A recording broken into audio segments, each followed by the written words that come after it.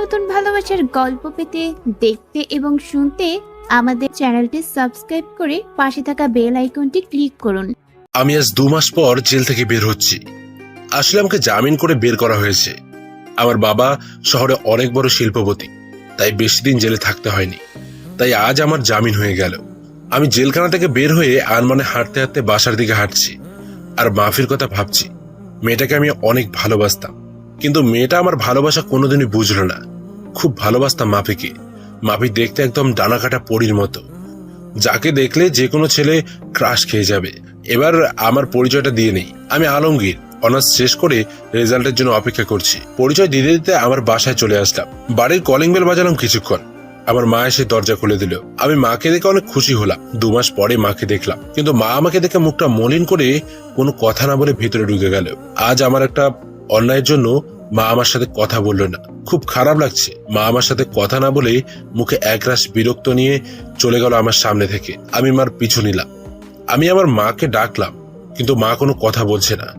এবার আমি দৌড়ে মায়ের সামনে গেলাম। মা, কি হলো? আমার সাথে কথা বলছো না কেন? আমি তো রাগের মাথায় একটা ভুল করেছি, তাই বলে আমাকে এভাবে শাস্তি দেবে? আমার কোনো ছেলে নেই।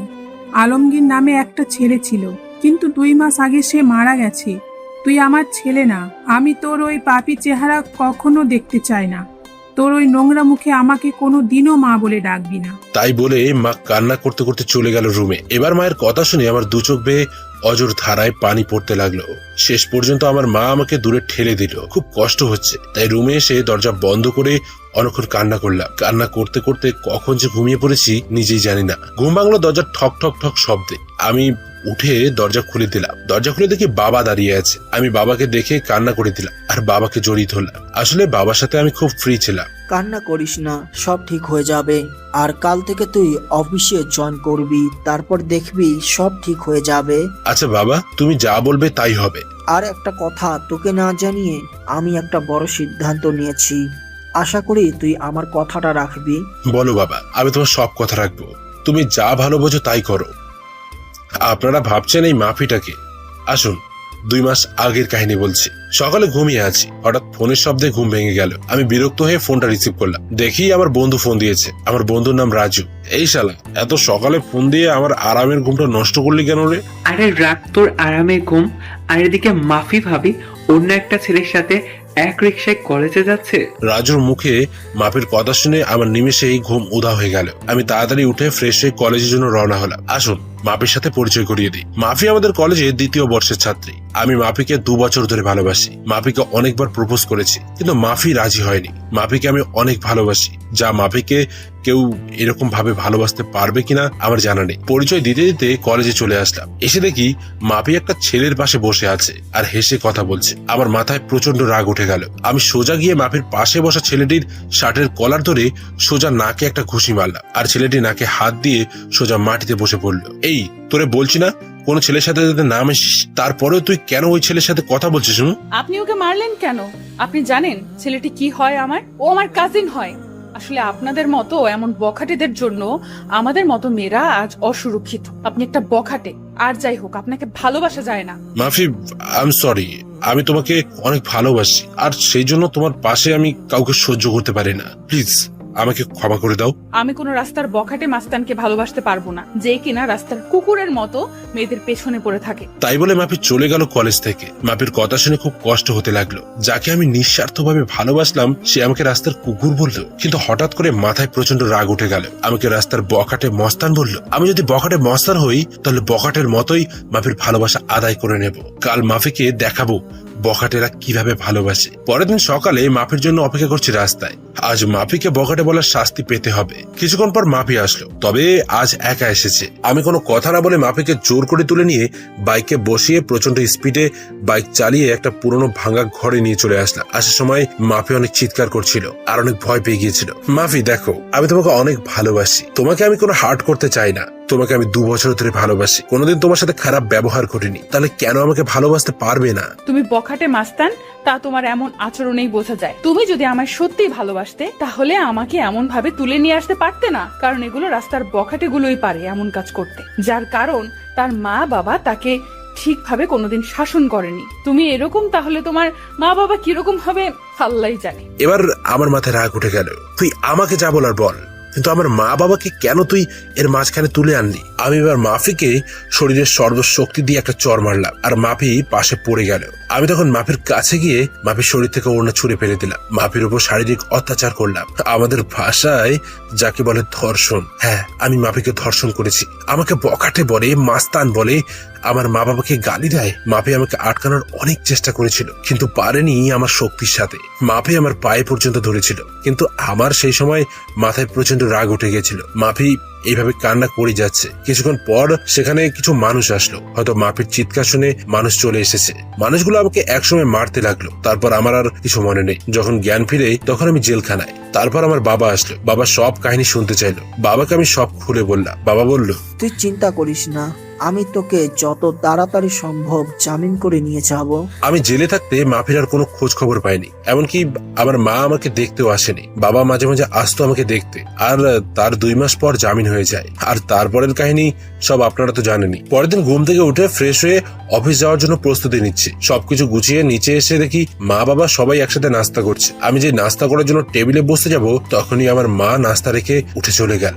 নিজের প্রতি খুব খারাপ লাগছে। আমার জন্য মা নাস্তা না করে উঠে চলে গেল। মা আমার সাথে কথা বলা বন্ধ করে দিয়েছে। তারপর আমিও নাস্তা না করে বাবার সাথে অফিসে চলে গেলাম। অফিসে এসে সবার সাথে পরিচয় হয়ে নিলাম। দিনটা খুব ভালো কাটলো। হঠাৎ করে বাবা আমার ডেস্কে আসলো। আগামী শুক্রবার তোর বিয়ে, প্রস্তুতি নিয়ে রাখিস। দেখতে দেখতে শুক্রবার চলে আসলো। কোনো আয়োজন বাদেই বিয়ে হয়ে গেল। শুধু 2 পরিবারের মানুষ ছিল, আর কেউ ছিল না। আমি এখন বাসর ঘরের সামনে দাঁড়িয়ে আর ভাবছি মাফির সামনে কোন মুখ নিয়ে যাব। মাফি কোনোদিনও মেনে নিতে পারবে আমাকে? তারপর 3 টাকার সাহস নিয়ে রুমে ঢুকে পড়লাম। মাফিকে বিয়ে করার ব্যাপারে কোনো আপত্তি ছিল না, কারণ মাফিকে আমি ভালোবাসতাম। আর আমার রাগের কারণে মাফির জীবনটা নষ্ট হয়ে গেল। রুমে ঢুকে দেখি মাফি বসে বসে কান্না করছে। আমি মাফির পাশে বসতে যাব, তখনই আমাকে এক ঝটকায় সরিয়ে দিয়ে বলল, তুই আমার পাশে আসবি না। তোর জন্য আমার জীবন নষ্ট হয়ে গেছে, তোর জন্য আমার মা বাবার সম্মান নষ্ট হয়ে গেছে। তোকে আমি কোনোদিন ক্ষমা করব না, আর তোকে স্বামী হিসেবে কোনোদিন মানবো না। তুই কোনোদিন আমার কাছে স্বামীর অধিকার দেখাতে আসবি না। মাফি, আমি তোকে এর আগেও ভালোবাসতাম, আর এর পরেও ভালোবাসবো। সেদিন রাগের মাথায় ওসব কাজ করেছি। প্লিজ আমাকে মাফ করে দাও। আমার ঘুম আসছে, ঘুমাবো। আর রাস্তার বখাটে মাস্তানদের সাথে আমি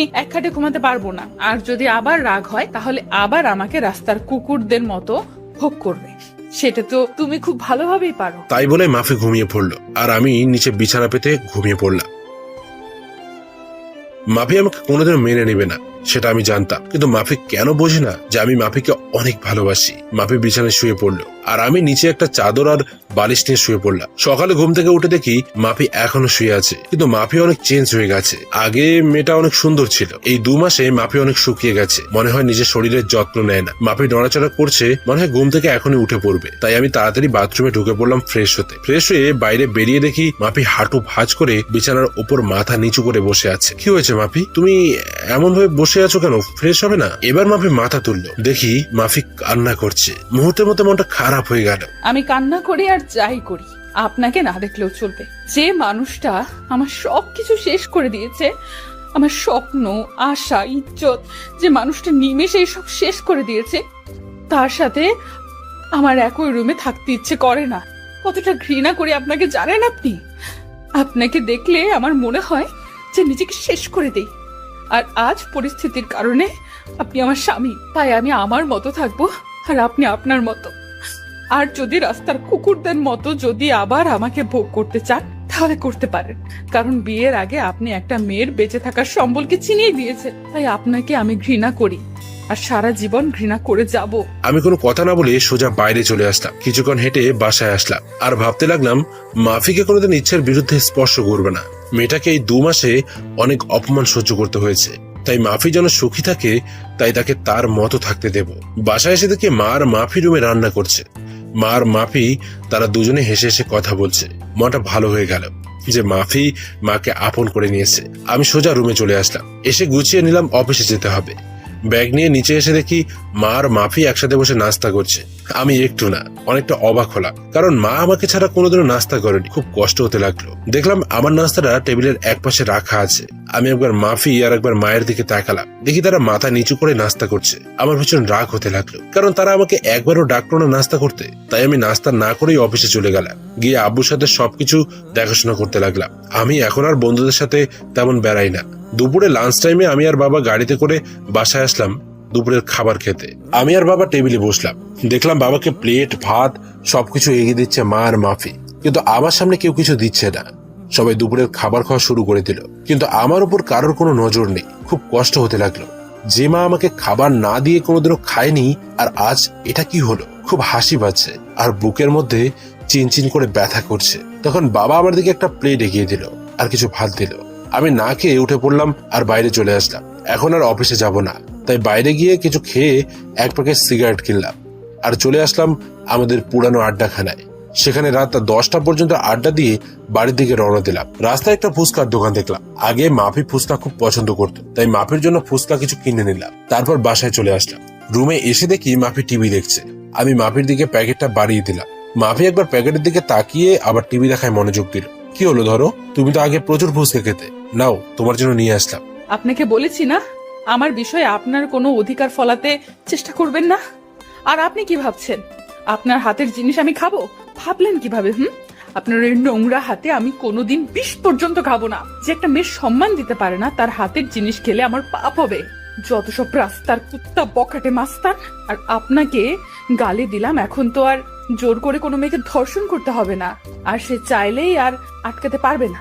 আমি আর কোনো কথা বললাম না। প্যাকেটটা টেবিলের ওপর রেখে আমি ফ্রেশ হতে চলে গেলাম। ফ্রেশ হয়ে এসে দেখি মাফি ঘুমিয়ে পড়েছে। আমি কিছুক্ষণ মাফির দিকে তাকিয়ে শুয়ে পড়লাম, কারণ মাফি যতই আমাকে গালাগালি দিই, এসবের জন্য দায়ী তো আমি, আর আমি মাফিকে অনেক ভালোবাসি। এভাবে কিছুদিন চলে গেল। এই কয়দিন মা আমার সাথে একবারও কথা বলেনি, আর মাফি কথা বললেই গালাগালি দিত আর অবহেলা করতো। আমি আর সহ্য করতে পারছি না আপনজনের অবহেলাগুলো। আমি এই কয়েকদিন বাড়িতে খাবার খাইনি, কিন্তু কেউ একবারও জিজ্ঞেস করেনি কিছু খেয়েছি কিনা। আজ অফিসে বসে কাজ করছি, আর তখনই বাবা এসে বলল মাফির নাকি হঠাৎ করে শরীর খারাপ হয়েছে, মাথা ঘুরে পড়ে গেছে। আমি আর বাবা তাড়াতাড়ি করে গাড়ি নিয়ে বাসায় চলে আসলাম। মাফি বিছানায় শুয়ে আছে আর মা মাফির মাথায় হাত বুলিয়ে দিচ্ছে। আমি আসা মাত্রই মা রুম থেকে চলে গেল। আমি গিয়ে মাফির পাশে বসলাম, আর মাফি একটু দূরে সরে গেল। কি হয়েছে? বাবা বলল তোমার শরীর নাকি খারাপ। কি হলো বলো, কি হয়েছে? বড় সমস্যা হলে ডাক্তারের কাছে নিয়ে যাব। আমি মা হতে চলেছি। কি? আমি বাবা হতে চলেছি? এই তো খুশির সংবাদ। আর তুমি এমন মনমরা হয়ে বলছো কেন? তুমি জানো আমি কতটা খুশি হয়েছি। আমি অ্যাবর্শন করব। মানে ঠিক বুঝলাম না। আমি এই বাচ্চা চাই না, আমি অ্যাবর্শন করব। কি বলছো সব? বাচ্চা অ্যাবর্শন করবে মানে? পাগল হলে নাকি তুমি? আমি কিছুতেই হতে দেবো না। আমার বাচ্চা আমি নষ্ট করতে দেব না। আমার পেটে আমি কোনো বখাটে মাস্তান ধর্ষণকারীর বাচ্চা রাখতে পারবো না। আমার পেটে কোনো অমানুষের বাচ্চা রাখতে দেব না। তাই আমি ডিসিশন নিয়েছি, আমি অ্যাবর্শন করব। মাফি, তুমি যা শাস্তি দেবে আমাকে দাও, কিন্তু আমার নিষ্পাপ বাচ্চাকে তুমি কোনো ক্ষতি করো না। সে তো আর কোনো দোষ করেনি। প্লিজ তুমি এমন করো না। তুমি আমাকে যা শাস্তি দেবে আমি সব মাথা পেতে নেব, কিন্তু আমার বাচ্চাটাকে কোনো ক্ষতি করো না। তোমার পায়ে পড়ি, প্লিজ এমন বড় শাস্তি আমাকে দিও না। আমার পেটে যে বাচ্চা, সে একটা অমানুষের বাচ্চা, একজন বখাটের বাচ্চা, যে নিজের ভালোবাসা পাওয়ার জন্য একটা মেয়েকে জীবিত লাশ করে দিতে পারে। আর তার বাচ্চা বড় হলে তার বাবার মতো হবে না, সেটা কেউ বলতে পারবে? তাই আমার পেটে কোনো অমানুষের বাচ্চা পেটে ধরে রাখতে পারবো না। আর এই বাচ্চা যদি বড় হয়ে তার বাবার মতো অমানুষ হয়, তাই আগে থেকে আমি পৃথিবীতে কোনো অমানুষ নিয়ে আসতে পারবো না। প্লিজ মাফি, তুমি আমাকে যা বলার বলো, কিন্তু আমার বাচ্চাকে কিচ্ছু বলো না। আমি তোমাকে কথা দিলাম, আমার বাচ্চা পৃথিবীর আলো দেখার সাথে তোমার থেকে অনেক দূরে নিয়ে যাব। আমার বাচ্চার চেহারা পর্যন্ত তোমাকে দেখতে দেব না। তার আগেই আমি সবকিছু ছেড়ে চলে যাব। আমার কান্না দেখে মাফির হয়তো কিছুটা মায়া হলো, তাই সে আর কিছু বলল না। আমার সামনে থেকে উঠে চলে গেল। আমি ওখানে বসে বসে ভাবছি, নিজের সন্তানকে কেউ কোনোদিনও এভাবে বলে আমার কোনোদিনও জানা ছিল না। মাপির সাথে না হয় আমি একটা অন্যায় করেছি, কিন্তু সে তো আমার বউ হয়। আমি তো মাপিকে বউয়ের মর্যাদা দিয়েছি, তাহলে কেন মাপি আমার সাথে এমন করছে? মাপিকে তো আমি অনেক ভালোবাসি, মাপি কেন বোঝে না? আমি বাইরে চলে আসলাম, আর এক প্যাকেট সিগারেট নিলাম, নিয়ে ছাদে চলে আসলাম, আর মনের সব দুঃখ ধোয়ার সাথে উড়িয়ে দিচ্ছি। আমার সন্তান জন্ম নেওয়ার সাথে সাথে আমি সবার থেকে ওকে দূরে নিয়ে চলে যাব। কেউ যেন তাকে অমানুষের বাচ্চা না বলতে পারে। মাপি তো আমার সন্তানকে কোনোদিনও মেনে নেবে না, তাই সবার বোঝার আগে আমি আমার সন্তানকে নিয়ে অনেক দূরে চলে যাব। চাইলেও আর কেউ খুঁজে পাবে না। সিগারেট শেষ করে নিচে আসলাম। এসে দেখি সবাই একসাথে বসে রাতে খাবার খাচ্ছে। আমার মনটা আবার খারাপ হয়ে গেল। আজকেও আমাকে না ডেকে সবাই একসাথে খাওয়া শুরু করে দিয়েছে। আমি আমার রুমের দিকে যাচ্ছিলাম, তখন বাবা আমাকে ডাকলো খাবার খেতে। আমার ক্ষুধা নেই বলে রুমে চলে আসলাম। আমার মার কাছে আমি এতটাই ঘৃণার পাত্র হয়ে গেলাম যে আমার সাথে এই কয়টা দিন একটা কথাও বলেনি। আমি নিচে বিছানা পেতে শুয়ে পড়লাম। কখন যে ঘুমিয়ে পড়েছি ঠিক নেই। সকালে উঠে দেখি মাফি খাটের ওপর নেই, হয়তো নিচে গেছে। আমি উঠে ফ্রেশ হয়ে নাস্তা না করে অফিসে চলে আসলাম। বিকালে অফিস শেষে বাসায় আসার সময় মাফির জন্য কিছু জিনিস নিয়ে নিলাম, কিছু ফল আর মাদার হরলিক্স, আর যা যা লাগে মায়ের শরীরের উপকারের জন্য সবকিছু নিয়ে এসেছি। তখন অঝোর ছাড়ায় বৃষ্টি পড়তে লাগলো। আজ খুব বৃষ্টিতে ভিজতে ইচ্ছে করছে। অনেকদিন বৃষ্টিতে গোসল করিনি। আমার আবার বৃষ্টিতে ভিজলে জ্বর ঠান্ডা লাগে। আমি কোনো কিছু না ভেবে এইভাবে হেঁটে চলেছি। বাসায় এসে কলিং বেল বাজালাম। দেখি আব্বু দরজা খুলে দিয়েছে। কিরে, তুই বৃষ্টিতে কেন ভিজেছিস? তোর জ্বর আসবে। কিছু হবে না, অনেকদিন পর বৃষ্টিতে ভিজেছি, তাই ভালো লাগছে। আমার রুমে চলে আসলাম। এসে দেখি মাফি জানালার গ্রিল ধরে এক মনে বাইরে তাকিয়ে আছে। আমি মাফিকে ডাকলাম। মাফি আমার দিকে তাকালো।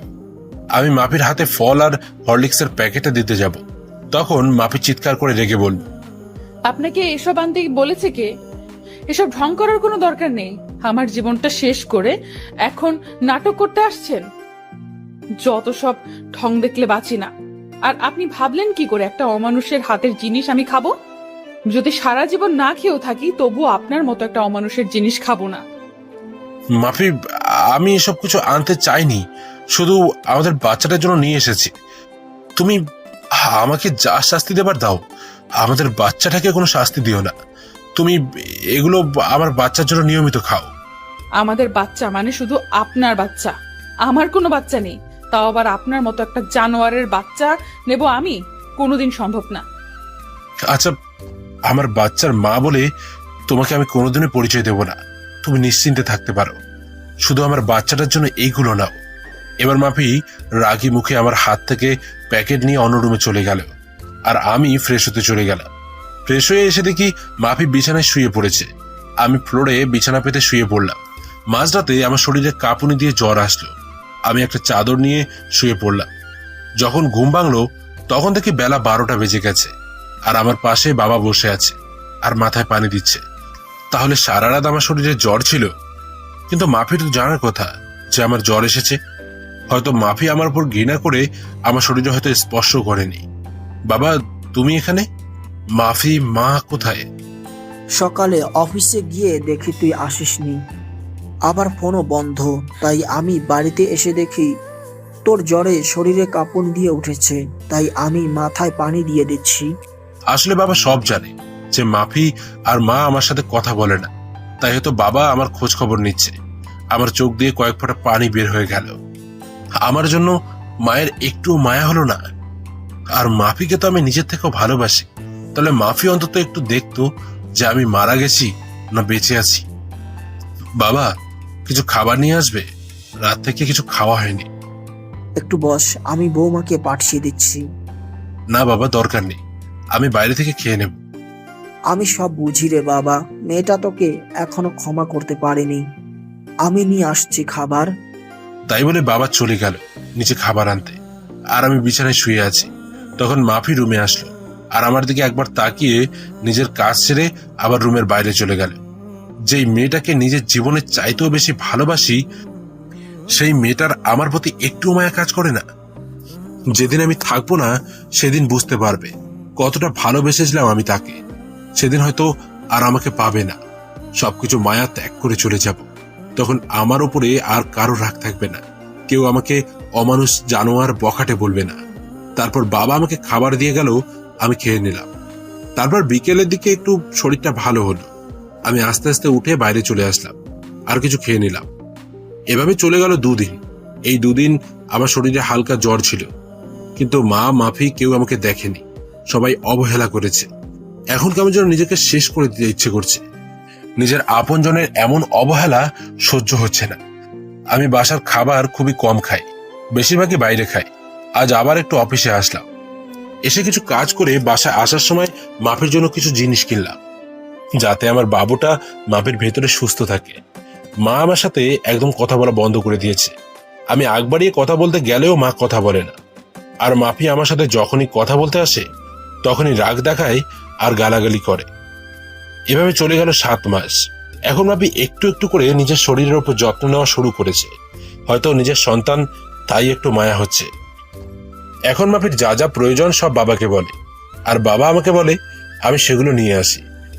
মাঝে মাঝে দেখি মাফি নিজের পেটে আলতো করে হাত বোলায় আর নিজে নিজে কথা বলে, খুব আস্তে আস্তে কথা বলে, মানে নিজের সন্তানের সাথে কথা বলে। এসব দেখে খুব ভালো লাগে যে মাফি তার পেটের সন্তানকে একটু একটু করে ভালোবাসতে শিখেছে। হাজার হলেও সে মা। আর মাফি আগে সবসময় মনমোড়া আর উদাস হয়ে থাকতো, এখন আর আগের মতো থাকে না। আবার আগের মতো স্বভাবটা ফিরে আসছে। আর এখন কেন আর চোখে তাকায়? তবে মাঝে মাঝে আমি সেগুলো দেখেও না দেখার ভান করে থাকি। হয়তো নিজের বাচ্চার সাথে সাথে আমার ওপরও একটু একটু করে মায়া জন্মাতে শুরু করেছে।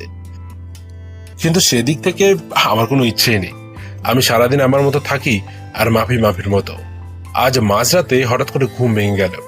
উঠে দেখি মাফি ঘুমিয়ে আছে আর একটা হাত মাফির পেটের উপর। হয়তো বাচ্চাকে আদর করতে করতে ঘুমিয়ে পড়েছে। আমি এবার উঠে মাফির পাশে গিয়ে বসলাম আর আমার হাতটা মাফির পেটে আলতো করে রাখলাম। খুব ভালো লাগছে। আমার ছোট বাবুটা মাফির মধ্যে আস্তে আস্তে বড় হচ্ছে। আমি আস্তে আস্তে মাথাটা নিচু করে মাফির পেটে চুমু খেতে যাব, তখন মাফির ঘুম ভেঙে যায়। আর মাফির পেটে আমার হাত দেখে, মুখটা মাফির পেটের কাছে দেখে মাফির চোখ রাগে ভরে গেল। আর মাফি আমাকে আমার পাওনাটা বুঝিয়ে দিল। ঠাস ঠাস করে দূরে চড় মারলো আর আমাকে ধাক্কা দিয়ে দূরে সরিয়ে দিল। আমি গালে হাত দিয়ে মাফির দিকে এক দৃষ্টিতে তাকিয়ে আছি, আর মাফির চোখ দিয়ে যেন আগুন বের হচ্ছে। কুত্তা, তুই আমার কাছে কেন এসেছিস? আমার জীবনটা নষ্ট করে তোর শান্তি হয়নি? ছোট লোক একটা, তোর কোনো মনুষ্যত্ব বোধ নাই। তুই দেখছিস আমার পেটে 7 মাসের বাচ্চা, তারপরও তুই কিভাবে আমার কাছে আসছিস? হ্যাঁ, তোর মতো জানোয়ারকে আমার আর বিশ্বাস নেই। ছি ছি ছি ছি, মনে হচ্ছে আমি এখনই এই পৃথিবী ছেড়ে চলে যাই, সবকিছু ছেড়ে। প্লিজ মাফি, তুমি আমাকে বিশ্বাস করো। আমার কোনো খারাপ উদ্দেশ্য ছিল না। আমি আমার সন্তানকে একটু স্পর্শ করতে চেয়েছিলাম।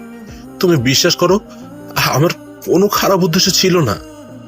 বিশ্বাস করব তোকে? তুই ভাবলি কি করে তোর মতো একটা ছোট লোক জানোয়ার রাস্তার কুকুরকে বিশ্বাস করব? আমার ভাবতেও ঘৃণা হচ্ছে যে একটা 7 মাস গর্ভবতীর মায়ের কাছে তোর আসতে একটু বিবেকে বাঁধলো না। আজ থেকে তুই আর এই রুমে থাকতে পারবি না।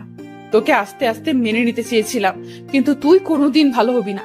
আসলে রাস্তার কুকুর কোনোদিন ভালো হয় না। আমি আর কিছু না বলে বাইরে চলে আসলাম। এসে ছাদে চলে আসলাম। খুব কষ্ট হচ্ছে আমার। মাফি আবার আমাকে ভুল বুঝলো। আমি তো আমার সন্তানকে একটু স্পর্শ করতে চেয়েছিলাম, আর মাফি আমাকে থাপ্পড় মারলো। নিজের অজান্তেই চোখ দিয়ে 2 ফোঁটা নোনা পানি বের হলো। আজকে নিজেকে শেষ করে দিতে ইচ্ছে করছে, কিন্তু আমাকে বেঁচে থাকতে হবে। আমার সন্তানের জন্য আমাকে বেঁচে থাকতেই হবে, নইলে আমার মতো আমার সন্তানও এমন অবহেলা পাবে। আর নিজের আপনজনের কাছ থেকে এমন অবহেলা পেলে সে নিজেও ঠিক থাকতে পারবে না। তাই আমি আমার সন্তানকে নিয়ে এই পরিবার, এই শহর থেকে অনেক দূরে চলে যাব। চাইলেও কেউ আমাদের খুঁজে পাবে না। সারা রাত এভাবে ছাদেই কাটিয়ে দিলাম। মাফির কথা ভাবতে ভাবতে কখন যে সকাল হয়ে গেছে ঠিক খেয়ালই করিনি। সকালে নিচে চলে আসলাম। এসে সোজা মায়ের রুমে চলে গেলাম। দেখি মা বসে আছে। আমি মায়ের কাছে গিয়ে মায়ের সামনে হাঁটু গেড়ে বসে পড়লাম। মা, কেন তুমি আমার সাথে এমন ব্যবহার করছো? কেন এমন অবহেলা করছো? তুমি তো জানো আমি অবহেলা একদম সহ্য করতে পারি না। সেদিন মাপি তোমাদের নামে অনেক খারাপ ভাষায় গালাগালি করেছিল, তাই আমি রাগের মাথায় মাপির সাথে এমন ব্যবহার করি। চাইলে তুমি আমাকে মারতে পারো, আর যদি না শাস্তি দাও তাহলে তুমি একবার বলো যে এই বাড়ি থেকে চলে যেতে। আমি সবকিছু ছেড়ে চলে যাব, আর কোনোদিনও তোমার এই শয়তান ছেলের মুখ দেখতে হবে না। তোর সাথে আমার কোনো কথা নেই। আমি আগেই বলেছি, আমার ছেলে সেদিনই মারা গেছে আমার কাছে, যেদিন সে ওইরকম একটা নোংরা কাজ করেছিল। আর আমি কারো মা না, আমার কোনো ছেলে নেই। তুই যেখানে পারিস সেখানে চলে যা, আমার কিচ্ছু যায় আসে না। ঠিক আছে মা, আমি আর কোনোদিনও তোমাকে মা বলে ডাকবো না। আমি চলে যাব, সবাইকে ছেড়ে চলে যাব। তখন এই শয়তানটার চেহারা তোমাকে আর দেখতে হবে না, আর আর কোনো অমানুষ তোমাকে মা বলে ডাকবে না মা। আমি মায়ের রুম থেকে চলে আসলাম নিজের রুমে ঢুকে দেখি মাফি বাথরুমে ফ্রেশ হচ্ছে। আমি তাড়াতাড়ি গুছিয়ে নিলাম অফিস যাওয়ার জন্য, যাতে মাফির ফ্রেশ হওয়ার আগে আমি অফিসে চলে যেতে পারি। মাফির বাথরুম থেকে বের হওয়ার আগেই আমি অফিসে চলে আসলাম। বাইরে থেকে কিছু নাস্তা করে অফিসে প্রবেশ করলাম। সারাদিন অফিস করে বিকেলে যখন ছুটি হলো তখন ভাবলাম এখন বাসায় গেলেই মা হয়তো আমাকে দেখে আবার বিরক্ত হতে পারে, তাই একটু পার্কে বসে বন্ধুদের সাথে আড্ডা দিতে দিতে প্রায় রাত 12টা বেজে গেল। তারপর বাসায় আসলাম। বাসায় এসে অন্য রুমে ঘুমাতে চলে গেলাম। আজ আর নিজের রুমে ঘুমাতে যাইনি, কারণ মাফি আমাকে দেখলে আবার রাগ করবে, আবার মাঝরাতে আমি কিছু করব ভেবে সারা রাত জেগে থাকতে পারে, আর সারা রাত জেগে থাকলে আমার বাচ্চাটার ক্ষতি হতে পারে। তাই আজ অন্য রুমে ঘুমিয়ে পড়লাম। এভাবে আরো 1 মাস চলে গেল। এই 1 মাসে আমি কারোর সাথে কথা বলিনি, মানে কেউ আমার সাথে কথা বলেনি, শুধু বাবাই কথা বলতো আমার সাথে। আর কথা বলবে কিভাবে, আমার সাথে এখন কারো দেখাই হয় না। খুব সকালে উঠে অফিসে চলে যাই আর ফিরি অনেক রাতে, তাই কারোর সাথে দেখা হয় না। আর যদিও ভুল করে মা অথবা মাপির সামনে চলে আসি তখন আমি মাথা নিচু করে চলে যাই। আর এই 1 মাস আমি কোনোদিনও বাসার কোনো খাবার খাইনি, হয়তো আমার জন্য রান্না করা বন্ধ করে দিয়েছে। একদিন সকালে আমার ঘুম থেকে উঠতে দেরি হয়ে গেছে, তাই আজ আর সকালে বাসা থেকে বের হতে পারিনি। তাড়াতাড়ি ঘুম থেকে উঠে ফ্রেশ হয়ে অফিস যাওয়ার জন্য তৈরি হচ্ছিলাম। যেই রুম থেকে বের হব তখন দেখি মাফি আমার রুমের দরজার সামনে দাঁড়িয়ে আছে। আমি মাফিকে এক সাইডে করে চলে আসতে যাব, তখন দেখি মাফি আমাকে কি বলতে চাইলো। আমি শুনেও না শোনার ভান করে চলে আসলাম। হয়তো বলতে চাইছিল কিছু ফল আর কিছু হেলদি খাবার কিনে আনার জন্য। তাছাড়া মাফি আমার সাথে কেনই বা কথা বলবে, তাই আমি অফিসে চলে আসলাম। সারাদিন অফিস করে অফিস শেষে ফলের দোকানে গিয়ে অনেক ফল, মাদার হরলিক্স সবকিছু কিনলাম। কিনে বাবার কাছে গেলাম। বাবার কাছে ফলের প্যাকেটটা দিয়ে বললাম এগুলো মাফিকে দিতে। বাবা কিছুক্ষণ আমার দিকে তাকিয়ে রইল। বাবা সবকিছু জানে যে মা আর মাফি আমার সাথে কথা বলে না, কিন্তু বাবা কিছু বলতে পারে না, কারণ দোষটা তো আমারই ছিল। তারপর অফিস শেষ করে রাত 11:30টায় বাসায় আসলাম। দেখি সব রুমের লাইট অফ, মানে সবাই ঘুমিয়ে পড়েছে। আমি আমার রুমে ঢুকে কাপড় চেঞ্জ করে ফ্রেশ হতে চলে গেলাম বাথরুমে। ফ্রেশ হয়ে এসে দেখি মাফি আমার রুমে খাটের উপরে বসে আছে। আমি মাফিকে দেখে কিছুটা ভয় পেলাম। মাফি, তুমি এখানে কেন? সমস্যা হয়েছে? সমস্যা হলে আমাকে ডাকতে পারতে, তুমি কষ্ট করে কেন এলে? আমি এতদিন শুধু শুধু মানুষটাকে খারাপ ভেবেছি, কত গালাগালি দিয়েছি। আর সেই মানুষটা আমার সাথে কোনোদিন খারাপ কথা বলেনি, এমনকি আমার উপর কোনোদিন রাগ পর্যন্ত করেনি। মাফি, কি ভাবছো তুমি? কোনো সমস্যা হয়েছে? আর আমি তো বাবার কাছে সবকিছু কিনে দিয়েছি। কোনো কিছু কিনতে ভুলে গেলে বলো, আমি কাল সকালে ড্রাইভারকে দিয়ে পাঠিয়ে দেবো। আমার ডাকে ভাবনার জগৎ থেকে ফিরে আসলো। না, কিছু হয়নি, সবকিছু ঠিক আছে। আপনি রাতে কিছু খেয়েছেন? মনে হয় কিছু খাননি। চলেন আপনাকে খাবার দিই। আমি মাফির কথা শুনে মনে হলো আকাশ থেকে পড়লাম। মাফি আমাকে খাবার জন্য বলছে। খুব অবাক হলাম। আমার খাওয়া নিয়ে কারো চিন্তা করতে হবে না। আর তুমি এত রাত পর্যন্ত জেগে আছো কেন? শরীর খারাপ করবে, যাও ঘুমিয়ে পড়ো। আর এতদিন যখন কেউ আমাকে খাবার খেতে ডাকেনি, আর এখন না ডাকলেও চলবে। তুমি যাও ঘুমিয়ে পড়ো। বেশি রাত জাগলে আমার সন্তানের আবার ক্ষতি হতে পারে, আর আমি চাই না আমার জন্য আমার সন্তানের কোনো ক্ষতি হোক। আসলে সেদিন রাতে আপনাকে ওভাবে দেখে খুব ভয় আর রাগ উঠে গিয়েছিল, তাই আপনার সাথে সেদিন খারাপ ব্যবহার করেছিলাম। এখন আর ওগুলো নিয়ে আমি আর ভাবি না, সবকিছু অভ্যাস হয়ে গেছে, এখন আর মন খারাপ হয় না। তাই বলে আমি চাদর টেনে শুয়ে পড়লাম, আর মাফি মুখটা মলিন করে চলে গেল। আর আমি ভাবতে লাগলাম, মাফি এতদিন পরে আমার সাথে কথা বলল, খুব ভাল লাগছে। মাফি তাহলে আমাকে ফিল করতে শুরু করেছে। কিন্তু আগেকার কথা মনে পড়তেই সবকিছু অন্ধকার হয়ে গেল। মাফির বলা সেই পুরনো কথাগুলো মনে পড়তেই আবার মনটা বিষণ্ণতায় ছেয়ে গেল। আমি তো মাকে কথা দিয়েছি যে সবকিছু ছেড়ে অনেক দূরে চলে যাব, আর মা আমাকে যখন তার ছেলে বলেই মানে না, তখন এখানে আমি থাকবোই বা কেন? তাই সবকিছু মাথা থেকে ঝেড়ে ঘুমিয়ে পড়লাম। সকালে ঘুম থেকে উঠে ফ্রেশ হয়ে অফিসের জন্য রওনা হব, তখন আবার মাফি আমার রুমে আসলো। আমি সেদিকে কোনো খেয়াল না করে বললাম, এত সকালে ঘুম থেকে উঠেছো কেন?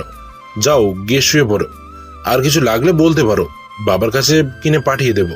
না মানে, আপনি প্রতিদিন খুব সকালে অফিসে চলে যান কেন, তাই জানতে আসলাম। আর সকালের নাস্তাটুকু করেন না। বাবা তো যায় সকাল 9টার সময়, তাহলে আপনি এত সকাল সকাল যাচ্ছেন কেন? আমি তোমায় বলেছি না, আমার খাওয়ার নিয়ে কাউকে চিন্তা করতে হবে না। এই 1 বছর যেভাবে খেয়ে এসেছি, ঠিক এভাবেই সারা জীবন খাবার খেতে পারবো। আর এত সকালে অফিস যাই কেন, সেটা তুমি ভালো করেই জানো। তোমাকে আর বলার প্রয়োজন মনে করি না। তুমি তো বলেছিলে যে আমার এই চেহারা যেন তোমাকে আর না দেখায়, তাই যতটা সম্ভব চেষ্টা করি না দেখানোর। আবার দেখি মাফি মাথা নিচু করে বসে আছে। হয়তো এমন কথা মাফি আমার কাছ থেকে আশা করেনি। আমি আর এক মুহূর্ত না দাঁড়িয়ে চলে আসলাম বাইরে। নিচে এসে দেখি টেবিলে সব নাস্তা রাখা হয়েছে। হিয়াত মাফি আমার জন্য তৈরি করেছিল। আমি রেস্টুরেন্ট থেকে কিছু নাস্তা করে অফিসে প্রবেশ করলাম। অফিসে কাজ করতে করতে দুপুরের খাবারের সময় হয়ে গেল। সবাই লাঞ্চ করতে চলে গেছে, এমনকি বাবাও চলে গেছে বাসায় লাঞ্চ করতে। আর আমি নিজের ডেস্কে বসে আছি। তখনই আমার ফোনটা বেজে উঠল। আমি রিসিভ করলাম। একটা আননোন নম্বর থেকে ফোন এসেছে। কোনো কাজ নেই তাই ফোনটা রিসিভ করলাম। হ্যালো, আসসালামু আলাইকুম। ওয়ালাইকুম আসসালাম। কে বলছেন আপনি? আমি মাফি বলছি। আপনি দুপুরের লাঞ্চ করতে বাসায় আসছেন না? আসলে মাফি আমাকে এই প্রথম ফোন দিলে তো, তাই নাম্বার আর কণ্ঠ চিনতে পারেনি। আর তার থেকে বেশি অবাক হলাম যে মাফি আমাকে ফোন করে লাঞ্চ করার জন্য বলেছে। আমি বাইরে থেকে লাঞ্চ করে নিয়েছি। আর আমি লাঞ্চ করেছি কি না করেছি তা কেউ না ভাবলেও খুশি হতাম। এতদিন যখন কেউ কোনো খোঁজ খবর রাখেনি, তাই এখন খোঁজ খবর না রাখলে আমি না খেয়ে মরবো না।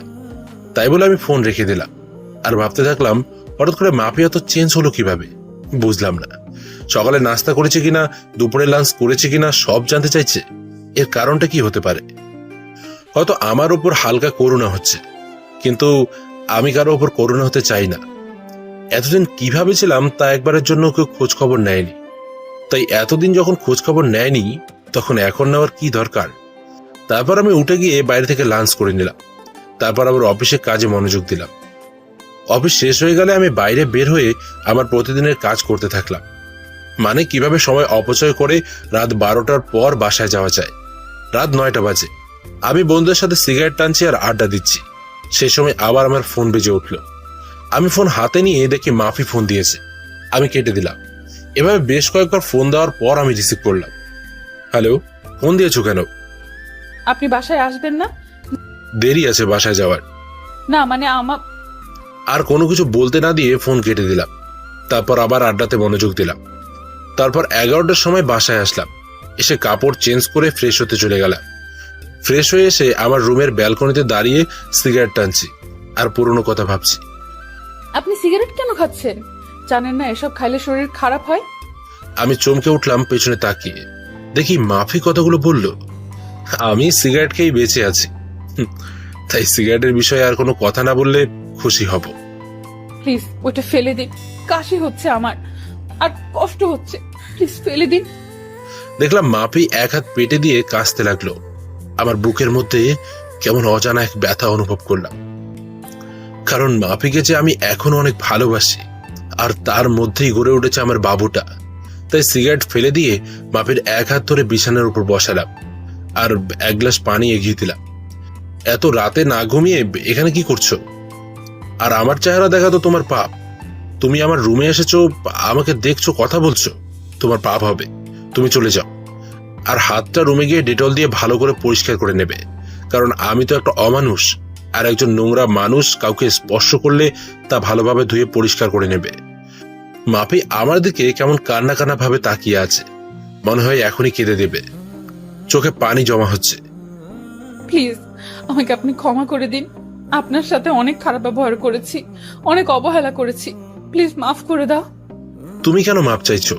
তোমার কোনো দোষ নেই। সব দোষ তো আমার। কারণ আমি যে একটা জানোয়ার, রাস্তার কুকুর, অমানুষ। আর সবচেয়ে বড় অন্যায় করেছি তোমার জীবনটা নষ্ট করে। তুমি আমাকে মাফ করে দাও তোমার সুন্দর জীবনটা নষ্ট করার জন্য। হয়তো তুমি আমার থেকে ভালো কাউকে আশা করছিলে, কিন্তু তোমার জীবনে আমার মতো এতটা অমানুষ আসবে এটা তুমি হয়তো আশাও করনি। যা হবার হয়ে গেছে, তুমি এখন ঘুমিয়ে পড়ো। আর তোমার জীবন আগের মতো সুন্দর করে দেওয়ার দায়িত্ব আমার। তুমি আবার আগের মতো চলাফেরা করবে। শুধু আমার বাবুটা বাইরে আসতে দাও, তোমাকে চিরদিনের জন্য সুখী করে দেব। যাও, এখন অনেক রাত হয়ে গেছে। বেশি রাত জাগলে শরীর খারাপ করবে, তাই ঘুমিয়ে পড়ো। আমি মাফির দিকে তাকিয়ে দেখি মাফি কান্না করছে। হয়তো ওর আর বলার কিছুই নেই, কারণ এই কথাগুলো মাফি একদিন আমাকে বলেছিল।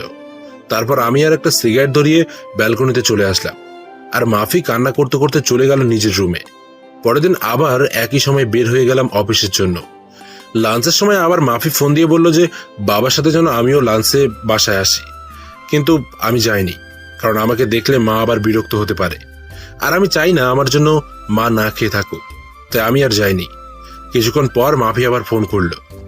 কি ব্যাপার, আপনাকে না বাবার সাথে বাসায় আসতে বললাম, আপনি কেন আসলেন না? আমি দুপুরে এখন খাই না, না খাওয়ার অভ্যেস হয়ে গেছে, আর এখন আবার খাওয়া শুরু করলে অভ্যেসে পরিণত হবে, তাই আমারটা বাদ দিয়ে তোমারটা চিন্তা করো। তারপর আমি ফোন বন্ধ করে নিজের কাজ করতে থাকলাম। অফিস শেষে আবার আমার আরেকটা চাকরি করতে হবে, সেটা হলো সময় নষ্ট করে কিভাবে 12টা পর্যন্ত বাইরে থাকা যায়। আজ আর ফোন করিনি, ঠিক 12টার সময় বাসায় পৌঁছালাম। রুমে ঢুকতে দেখি মাফি হাজির। আপনার ফোন বন্ধ কেন? কতবার ফোন দিয়েছি জানেন আপনি? কেন? এই অমানুষটাকে আবার ফোন দেওয়ার কারণ কি? তোমাকে বলেছি না বেশি রাত জাগতে হবে না, তারপরও কোনো রাত জাগো। হ্যাঁ, রাত জাগলে আমার সন্তান, শুধু আমার সন্তানটার ক্ষতি হতে পারে, তাই বেশি রাত জাগবে না, যাও ঘুমিয়ে পড়ো। মাফি আবার আমার দিকে কাঁদো কাঁদো মুখে তাকিয়ে আছে, আমার দিকে চোখের কোণে পানি জমতে শুরু করেছে। মাফি চোখ মুছে বলল, না আসলে ডেলিভারির আর তো বেশি সময় নেই, আর 1 মাস সময় আছে, তাই বলছিলাম কি এই 1টা মাস আমার রুমে ঘুমাবেন। কেন? তোমার রুমে কেন?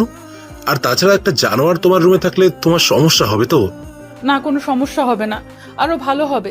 বলা যায় না কখন ডেলিভারি পেইন উঠে যাবে, আর রাতে কখন কি লাগে, যদি ঠিক মতো নিতে না পারি তাই, আর যদি পরে যদি বাচ্চার কোনো প্রবলেম হয় তাই। এবার আমি কিছু বললাম না, কারণ সবার আগে আমার বাবুটা, তারপর অন্য কেউ। তাই মাফির সাথে মাফির রুমে চলে আসলাম। মাফি বিছানায় ঘুমালো, আর আমি সোফায় ঘুমিয়ে পড়লাম। তারপর সকালে মাফির ঘুম থেকে ওঠার আগে অফিসে চলে আসলাম। পরের দিন এভাবে সারাদিন কাজ করে রাতে মাফির রুমে সোফায় শুয়ে আছি। তখন মাফি বলল, আচ্ছা, আমাদের বাবু হলে বাবুর নাম কি রাখবেন? আমাদের বাবু মানে? শুধু আমার সন্তান, ও কারো না। আমার সন্তান, আমার যেটা ভালো লাগবে সেই নাম রাখবো। তোমার এই বিষয়ে মাথা না ঘামালেও চলবে, এখন ঘুমাও তুমি। মাফি এবার কান্না শুরু করে দিল। কিছুক্ষণ কান্না করতে করতে পরে ঘুমিয়ে পড়ে। এভাবেই কেটে যায় 1 মাস। এই 1 মাসে মাফি অনেকটা চেঞ্জ হয়ে গেছে, আমার উপর অধিকার কাটানো শুরু করেছে। কিন্তু আমি মাফিকে কোনো সুযোগই দিতাম না। প্রতিদিন সকালে নাস্তা করার জন্য ডাক দিত, কিন্তু আমি কোনো কিছু না বলে চুপ করে চলে আসতাম। এতে মাফি অনেক কষ্ট পেত। তারপর দুপুরে লাঞ্চ টাইমে প্রতিদিন আমাকে ফোন দেবে, আমি ফোন বন্ধ করে রাখতাম, আর না হয় ফোন রিসিভ করতাম না। একদিন অফিসে কাজ করছি, তখনই বাবা আমার কাছে দৌড়ে আসলো আর বলল যে মাফিকে নাকি হাসপাতালে নিয়ে যাওয়া হয়েছে, ডেলিভারি পেইন উঠেছে। তাই আমি আর বাবা তাড়াতাড়ি হাসপাতালে চলে আসলাম। মাফিকে ডাক্তার ওটিতে নিয়ে গেছে, আর মা বাইরে বসে আছে। কিছুক্ষণ পর ডাক্তার বেরিয়ে আসলো আর বলল আমার ছেলে হয়েছে, আর মাফিও নাকি ভালো আছে। আমার ছেলের কথা শুনে আজ আমি সবচেয়ে বেশি খুশি। আসলে বাবা হওয়া যে কি আনন্দ, আর কেমন অন্যরকম একটা অনুভূতি কাজ করে মনের মধ্যে। খুশিতে আমার 2 চোখ দিয়ে পানি বের হয়ে গেল। ডাক্তার সাহেব, আমি কি আমার ছেলের সাথে দেখা করতে পারি? অবশ্যই দেখা করতে পারেন, কিন্তু সবাই প্রথমে নিজের বউয়ের কথা জানতে চায়। আর আপনি নিজের ছেলেকে একবারও জিজ্ঞাসা করলেন না যে আপনার স্ত্রী কেমন আছে? ডাক্তারের কথা শুনে আমি চুপ হয়ে গেলাম, আর পাশে থাকা মা বাবা সবাই কেমন দৃষ্টিতে তাকিয়ে আছে আমার দিকে। আমি মৃদু হেসে কেবিনে চলে গেলাম, আর আমার সন্তানের কাছে গেলাম। নিজের ছেলেকে দেখে কেমন যেন নিজেকে খুব বাচ্চা লাগছে। পাশের বেডে মাফি শুয়ে আছে, সেদিকে আমার কোনো মাথা ব্যথাই নেই, আবার শুধু আমার ছেলেকে চাই। তারপর মা আর বাবা কেবিনে আসলো। মা বাবার পাশে গিয়ে বসলো, আর বাবা আমার কাছে এসে আমার ছেলের মাথায় হাত বুলিয়ে দিতে লাগলো। কিছুক্ষণ পর মা বাবা বাইরে চলে গেল। আমি এখনো আমার ছেলের কাছে বসে আছি। কিছুক্ষণ পর মাফি বলল, আমাদের ছেলেকে আমার কাছে দাও, আমি তো এখনো ভালোভাবে দেখতে পারিনি। আমার এবার মাথায় প্রচন্ড রাগ উঠে গেল। কি বললে? তোমার ছেলে মানে? এটা শুধুই আমার ছেলে, এর বাবাও আমি, মাও আমি, মনে থাকে যেন। আর কোনো অমানুষের বাচ্চা তোমার ছেলে হয় কিভাবে? তুমি একদম ওকে স্পর্শ করবে না, আমার ছেলেকে আমি দেখে রাখবো। তাই বলে আমি মাফিকে কিছু বলতে না দিয়ে বাইরে চলে আসলাম। মাফি কিছু বলতে চাইছিল, কিন্তু আমি তার আগেই চলে এসেছি। অবশ্য মাফি আমার কথা শুনে কান্না শুরু করে দিয়েছিল।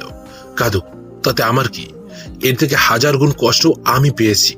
পুরো 1 বছর আমার কষ্ট তিলে তিলে আমাকে শেষ করে দিয়েছে। তারপর বাইরে এসে সবকিছু ঠিকঠাক করে নিলাম। চট্টগ্রামের একটা টিকিট কাটলাম। তারপর আমার যা যা লাগে সবকিছু যাবতীয় জিনিস নিয়ে প্যাক করে নিলাম, আর 2টো চিঠি লিখলাম, একটা মায়ের জন্য আর একটা মাফির জন্য। আজ রাতেই আমি সবকিছু ছেড়ে আমার ছেলেকে নিয়ে এই শহর ছেড়ে চলে যাব। তারপর আমি দুপুরের পরে আবার হাসপাতালে গেলাম।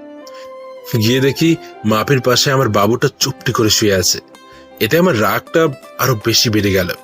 আমি তাড়াতাড়ি গিয়ে মাপির পাশ থেকে আমার ছেলেটাকে তুলে নিলাম। এই, তোকে না আমি মানা করেছি আমার ছেলেকে স্পর্শ করতে, তাও তুই কেন ধরেছিস? তুই কি ভুলে গেছিস আগের কথা?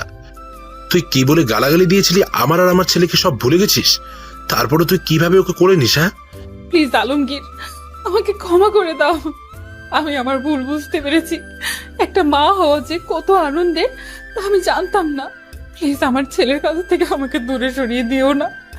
তুমি যা বলবে আমি সব শুনবো, তবু আমার ছেলেকে আমার কাছে ফিরিয়ে দাও।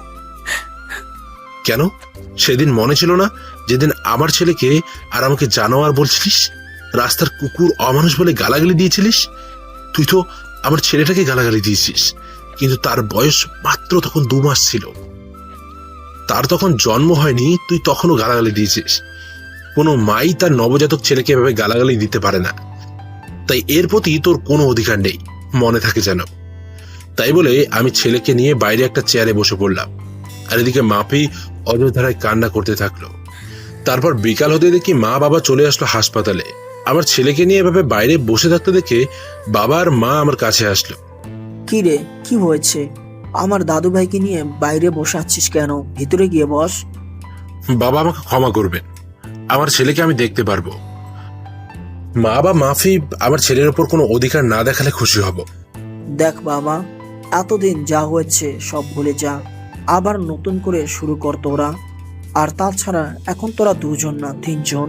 বাবা, তুমি কি ভুলে যেতে বলছো?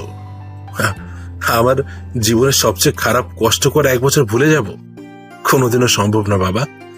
এতদিন আমাকে যেমন অবহেলা করে এসেছে, তেমন আমি চাই না আমার ছেলেটা সবসময় আমার মতো অবহেলা নিয়ে বড় হোক। বাবা, তোমার আমার আর আমার ছেলেকে নিয়ে কোনো চিন্তা করতে হবে না। তুমি শুধু মায়ের শরীরের দিকে খেয়াল রাখবে। তাই বলে আমি আমার ছেলেকে নার্সের কাছে দিয়ে বাইরে চলে আসলাম। তারপর সারা দিন বাইরে কাটিয়ে দিলাম। আমার চট্টগ্রামের বাস রাত 11:30টায়। তারপর সোজা হাসপাতালে চলে গেলাম। গিয়ে দেখি মাপি ঘুমিয়ে আছে, আর তার হাতের পাশে আমার বাবুটা ঘুমিয়ে আছে। আমি বাবুটাকে কোলে নিয়ে তারপর সেখানে একটা চিঠি রেখে আমার ছেলেকে নিয়ে সোজা বাস স্ট্যান্ডে চলে আসলাম। আর আমার মায়ের জন্য যে চিঠিটা, সেটা মা কাল সকালে পেয়ে যাবে। তারপর আমি ব্যাগ নিয়ে বাসে উঠে পড়লাম, আর মোবাইলের সিমটা খুলে ভেঙে বাইরে ফেলে দিলাম।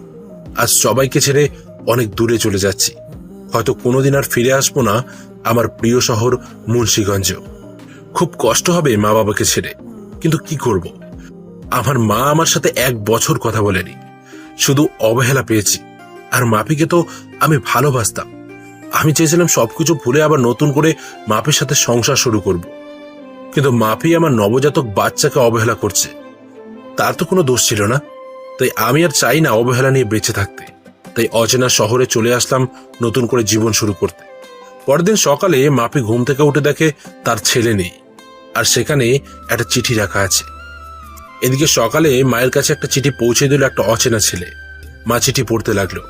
মা, তুমি যখন আমার চিঠিটা পাবে তখন হয়তো আমি তোমাদের থেকে অনেক দূরে চলে এসেছি নতুন করে জীবন শুরু করতে। মা, আমি জানি তোমাদের ছেড়ে থাকতে খুব কষ্ট হবে, কিন্তু তাও আমাকে মানিয়ে নিতে হবে।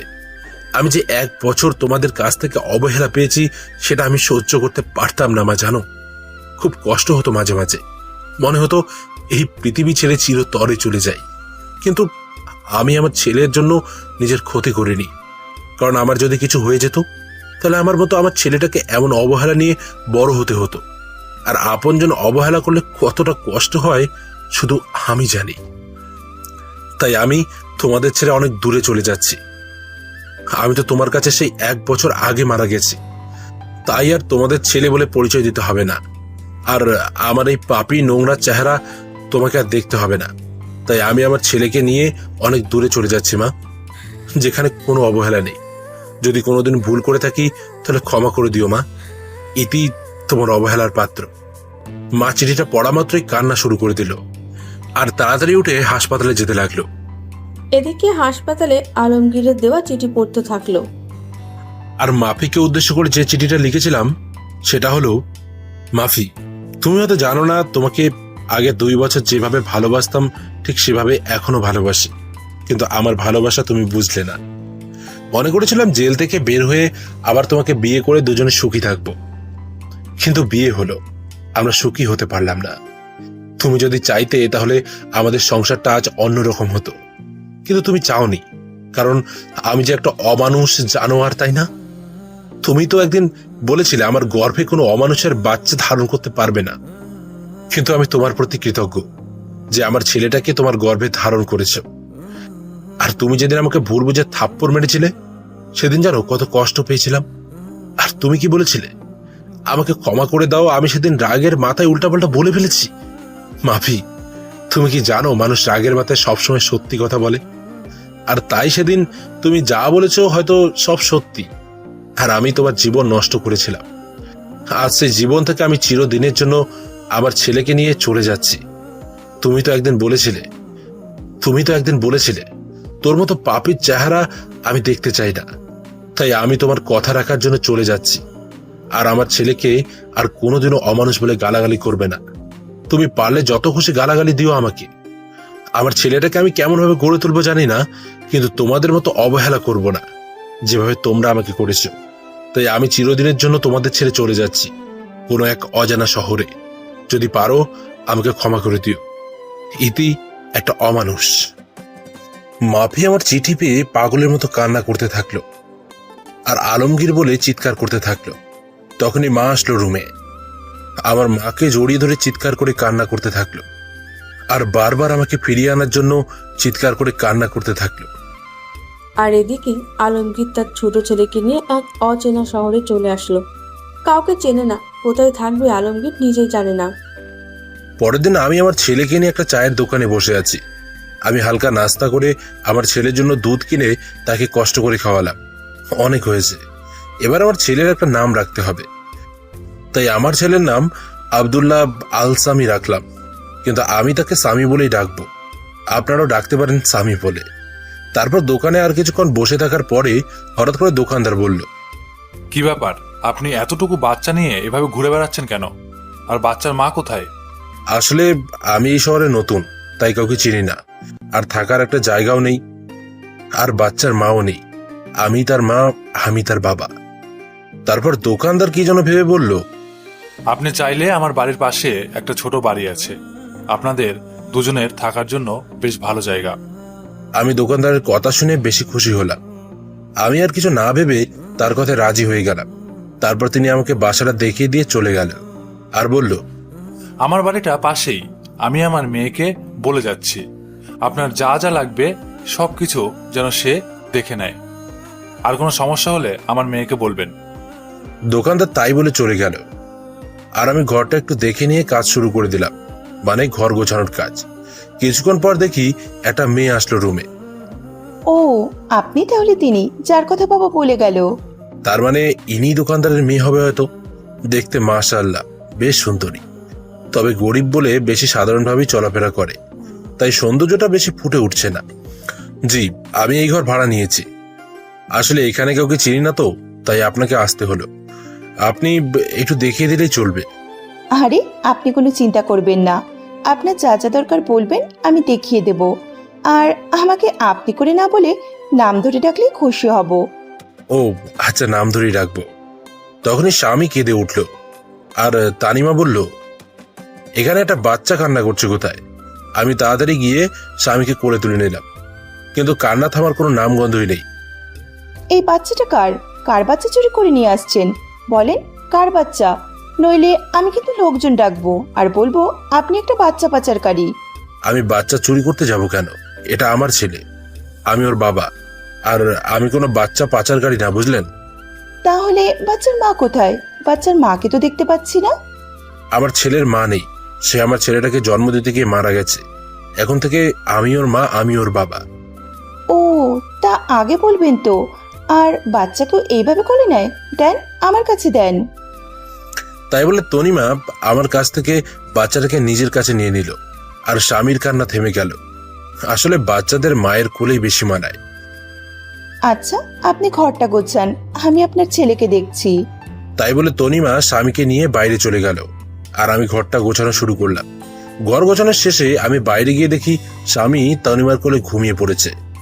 দেখে খুব ভালো লাগলো, কারণ সারাটা দিন বাসের মধ্যে ভালোভাবে ঘুমাতেও পারেনি। দেন স্বামীকে আমার কাছে দেন, রুমে শুইয়ে দিয়ে আসি। আপনার কাছে দিলে আবার ঘুম ভেঙে যাবে, আমি নিয়ে যাচ্ছি, চলেন।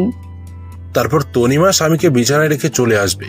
তখন বলল, আচ্ছা, আপনার নামটাই তো জানা হলো না। আমার নাম আলমগীর হাসান, আমাকে আলমগীর বলে রাখলেই হবে। ও আচ্ছা, দুপুরে আমাদের বাসায় খাবেন, বাবা বলে গেছে যেন দুপুরের খাবার আমাদের বাসায় খান। আমি শুধু মাথা নাড়িয়ে ইশারা করে হ্যাঁ বললাম। তারপর আমি নিজের ঘরে চলে আসলাম, আর কিছু টুকটাক কাজ করে নিলাম। আসার সময় কিছু টাকা নিয়ে এসেছিলাম। এখন আপাতত এই টাকা দিয়ে চলতে হবে, আর কিছুদিনের মধ্যেই একটা চাকরি জোগাড় করতে হবে। কিন্তু আমি চাকরি করতে গেলে স্বামীকে দেখবে কে? তারপর আমি দুপুরের সময় বসে আছি, তখনই তনিমা আমার জন্য খাবার নিয়ে আসলো, আর স্বামীর জন্য ফিডারে করে দুধ নিয়ে আসলো। আপনি আবার কষ্ট করে নিয়ে আসলেন কেন? আমাকে বললে আমি গিয়ে নিয়ে আসতাম। তা কি করে হয়, আপনি তো আমাদের মেহমান, তাই আপনার ভালো মন্দ দেখার সব দায়িত্ব আমার। তারপর আমি তনিমার কাছ থেকে দুধের ফিডারটা নিয়ে স্বামীকে দুধ খাওয়াতে যাব। তখন তনিমা বলল, এইসব কাজ আপনাদের না, এইসব কাজ আমাদের, তাই আপনি খেয়ে নিন, আমি স্বামীকে দুধ খাওয়াচ্ছি। তারপর আমি দুপুরের খাবার খেতে লাগলাম, আর তনিমা স্বামীকে কোলে তুলে খুব যত্ন করে খাওয়াতে লাগলো। মনে হচ্ছে স্বামী তার মায়ের কোলে দুধ খাচ্ছে, আর তনিমা মনে হচ্ছে তার নিজের ছেলেকে কোলে তুলে যত্ন করে দুধ খাওয়াচ্ছে। এভাবে চলছিল আমাদের দিনগুলো। এখন আমার থেকে তনিমা স্বামীকে বেশি খেয়াল করে, খুব আদর করে স্বামীকে। স্বামী যেন তার নিজের মাকে পেয়েছে। আর তনিমা আমাকেও বেশ কেয়ার করে। আর হ্যাঁ, তনিমার মা বেঁচে নেই। তনিমার বাবা সারাদিন চায়ের দোকানে কাজ করে, আর তনিমা সারাদিন স্বামীকে নিয়ে পড়ে থাকে। আমি কিছুদিন ধরে ভাবছি আমি একটা চাকরি করব, কারণ বাড়িতে বসে থাকতে সবসময় ভাল লাগে না। আর এখন স্বামীকে নিয়ে বেশি চিন্তা করি না, কারণ স্বামীর দেখাশোনা করার জন্য তনিমা আছে। কারণ আমার থেকে তনিমা স্বামীকে বেশি দেখাশোনা করে, প্রায় সবসময় স্বামী তনিমার কাছেই থাকে। আর তনিমা কেমন যেন সবসময় আমাকে কেয়ার করে, সবসময় খোঁজ খবর নেয়, কখন কোনটা লাগবে সবকিছু তনিমা নিয়ে আসে। তারপর আমি কিছুদিনের মধ্যে একটা চাকরি পাই, আর পরশু চাকরিতে জয়েন করে নেই। তনিমা শোনো, বলছি আমি একটা চাকরি পেয়েছি, আর ভাবছি চাকরিটা করব, কিন্তু স্বামীকে দেখে রাখবে কে? তাই তুমি যদি স্বামীকে একটু দেখে রাখতে। তো আমাকে বলছেন কেন? চান না চাকরি করেন। আর এতদিন স্বামীকে মনে হয় অন্য কেউ দেখে রেখেছে, যে আজ আমাকে বলতে এসছেন এতদিন অন্য মানুষই দেখে রেখেছে, আমি না হয় এখন দেখে রাখবো। আসলে আমি কথাটা ওভাবে বলতে চাইনি। আমার থেকে তো তুমি ওকে বেশি দেখাশোনা করো, তাই তোমাকে একটু বললাম। এখন তো আমি সেই সকালে যাব, আর ফিরতে সন্ধে হয়ে যাবে, তাই বললাম আর কি। আপনি কোনো চিন্তা করবেন না, স্বামীকে আমি ভালোভাবে দেখে রাখবো। আর স্বামী তো আমারই ছেলে নাকি? কি বললে? স্বামী তোমার ছেলে মানে? কই, কখন বললাম? আমি তো বললাম সে তো আমার ছেলের মতোই। ও ঠিক আছে। কিছুদিন ধরে দেখছি তনিমা কেমন যেন সবসময় মনে মনে কি সব বলে, আর কেমন সবসময় আর চোখে আমার দিকে তাকিয়ে থাকে। আমি বুঝতে পারছি তনিমা আমাকে ভালোবাসতে শুরু করেছে, কিন্তু এটা যে কোনোদিনও সম্ভব না, কারণ আপনারা তো সবই জানেন, কিন্তু তনিমা তো আর জানে না। তবে আমি বুঝতে পারছি তনিমাকে ছাড়া স্বামীকে লালন পালন করা সম্ভব না। আর তনিমা কেমন যেন স্বামীকে নিজের ছেলের মতো দেখাশোনা করে। আর তনিমা মেয়েটা অনেক ভালো, কোনো অহংকার নেই তার মধ্যে। তারপর আমি অফিস জয়েন করলাম। তনিমা এখন আমাকে প্রতিদিন সকালে সবকিছু গুছিয়ে দেয়। সকালে উঠে নাস্তা তৈরি করে দেবে, তারপর সন্ধ্যার পর নিজের স্বামীর মতো করে রাতের খাবার নিয়ে অপেক্ষা করে। কিন্তু তনিমা যা ভাবছে তা কোনোদিনও হবার নয়। তনিমাকে আমার সবকিছু বলতে হবে, নইলে পরে অনেক বড় সমস্যা হতে পারে। তাই ভাবলাম তনিমাকে সবকিছু বলে দেব। আমি সকালে অফিসে যাচ্ছি, তখন তনিমার বাবা আমাকে ডাক দিল। আমি তনিমার বাবার কাছে গিয়ে সালাম দিলাম। তনিমার বাবা সালামের উত্তর নিয়ে বলল যেন রাতে তাদের সাথে একসাথে রাতের খাবার খাই, আর কিছু কথা আছে, তাই রাতে এক জায়গায় কথাটা বলবে। আমি এত কিছু না ভেবে অফিসে চলে আসলাম। অফিস শেষে রাতে বাসায় ফিরলাম। ফ্রেশ হয়ে তনিমার বাবার সাথে একসাথে খেতে বসলাম। তখন তনিমার বাবা বলল, দেখো আলমগীর বাবা, তুমি যেদিন থেকে এখানে এসেছো তুমি দেখেছো আমার মেয়েটা কেমন। আর আমার মেয়েটা তোমার ছেলেকে নিজের ছেলের মতো লালন পালন করে। তুমি তো সবই জানো। আর আমার মা মরা মেয়ে, তাকে কোনোদিন কষ্ট দিইনি আমি। আর মেয়ের কষ্ট হবে বলে আমি আর বিয়েও করিনি। তুমি তো সবই জানো। আর স্বামীর জন্য একটা মা দরকার। আর তুমি কতদিন একা একা থাকবে?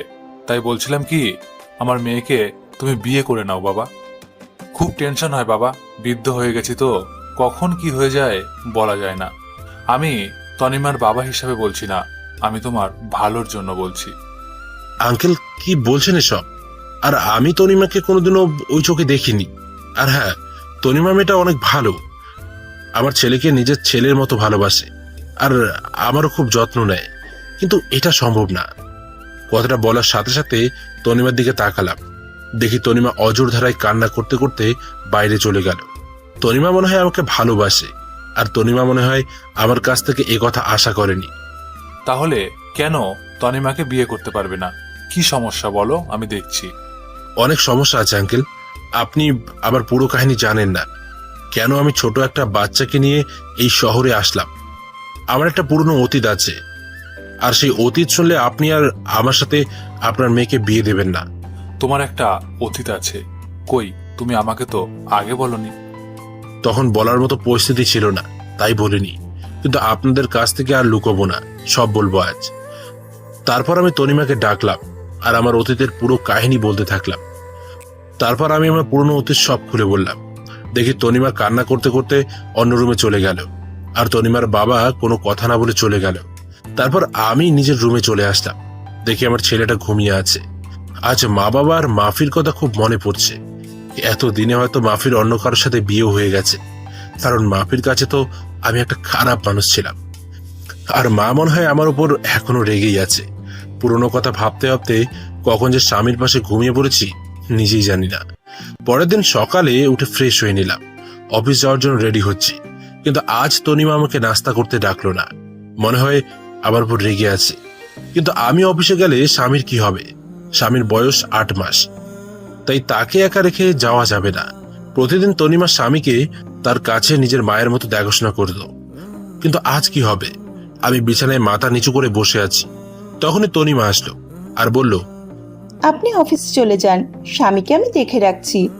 আসলে কাল একটু দেরি করে ঘুমানোর জন্য সকালে উঠতে একটু দেরি হয়ে গেল, তাই আপনার জন্য নাস্তাও তৈরি করতে পারলাম না। কাল থেকে আবার তৈরি করে দেব। আমি তনিমার দিকে তাকিয়ে দেখি তনিমার চোখ মুখ ফুলে আছে, আর চোখ কিছুটা লালও হয়ে আছে, মানে সারা রাত কান্না করেছে মেয়েটা। তনিমা, আমাকে তুমি ক্ষমা করে দাও। তোমাদের কাছ থেকে আমার পুরনো অতীত লুকানো উচিত ছিল না। যদি সেদিন সবকিছু বলে দিতাম তাহলে আজ তোমাকে কষ্ট পেতে হতো না। কিন্তু কি করব বলো, আমি যে চাইলেও সবকিছু ভুলে যেতে পারবো না। আপনি কেন ক্ষমা চাইছেন? আর অন্যায় তো আমি করেছি। আমি আপনার সম্পর্কে কিছু না জেনে আপনাকে ভালোবেসে ফেলেছি। আমি আর আপনাদের মধ্যে আসবো না। কিন্তু স্বামীকে আমার কাছ থেকে দূরে রাখবেন না। স্বামী আপনার ছেলে আমি কোনোদিনও ভাবিনি, সবসময় নিজের ছেলে মনে করে এসেছি। প্লিজ স্বামীকে আমার কাছ থেকে দূরে সরিয়ে দেবেন না। আমার তনিমার কথা শুনে চোখ দিয়ে টপ টপ করে পানি পড়তে থাকলো। মাফির মধ্যে আর তনিমার মধ্যে কত পার্থক্য। মাফি নিজের সন্তানকে অমানুষ বলে গালাগালি করে, আর তনিমা স্বামীর কিছু না হওয়া সত্ত্বেও স্বামীর জন্য কত ভালোবাসা তার। আমি স্বামীর কাছে গিয়ে স্বামীর 2 গালে 2টো চুমু দিয়ে স্বামীকে তনিমার কোলে তুলে দিয়ে চলে আসলাম অফিসে। এভাবে চলতে থাকলো আমার একাকিত্ব জীবন। এখন স্বামী হাঁটতে শিখে গেছে, আর সবসময় তনিমার সাথে সবসময় দুষ্টুমি করে।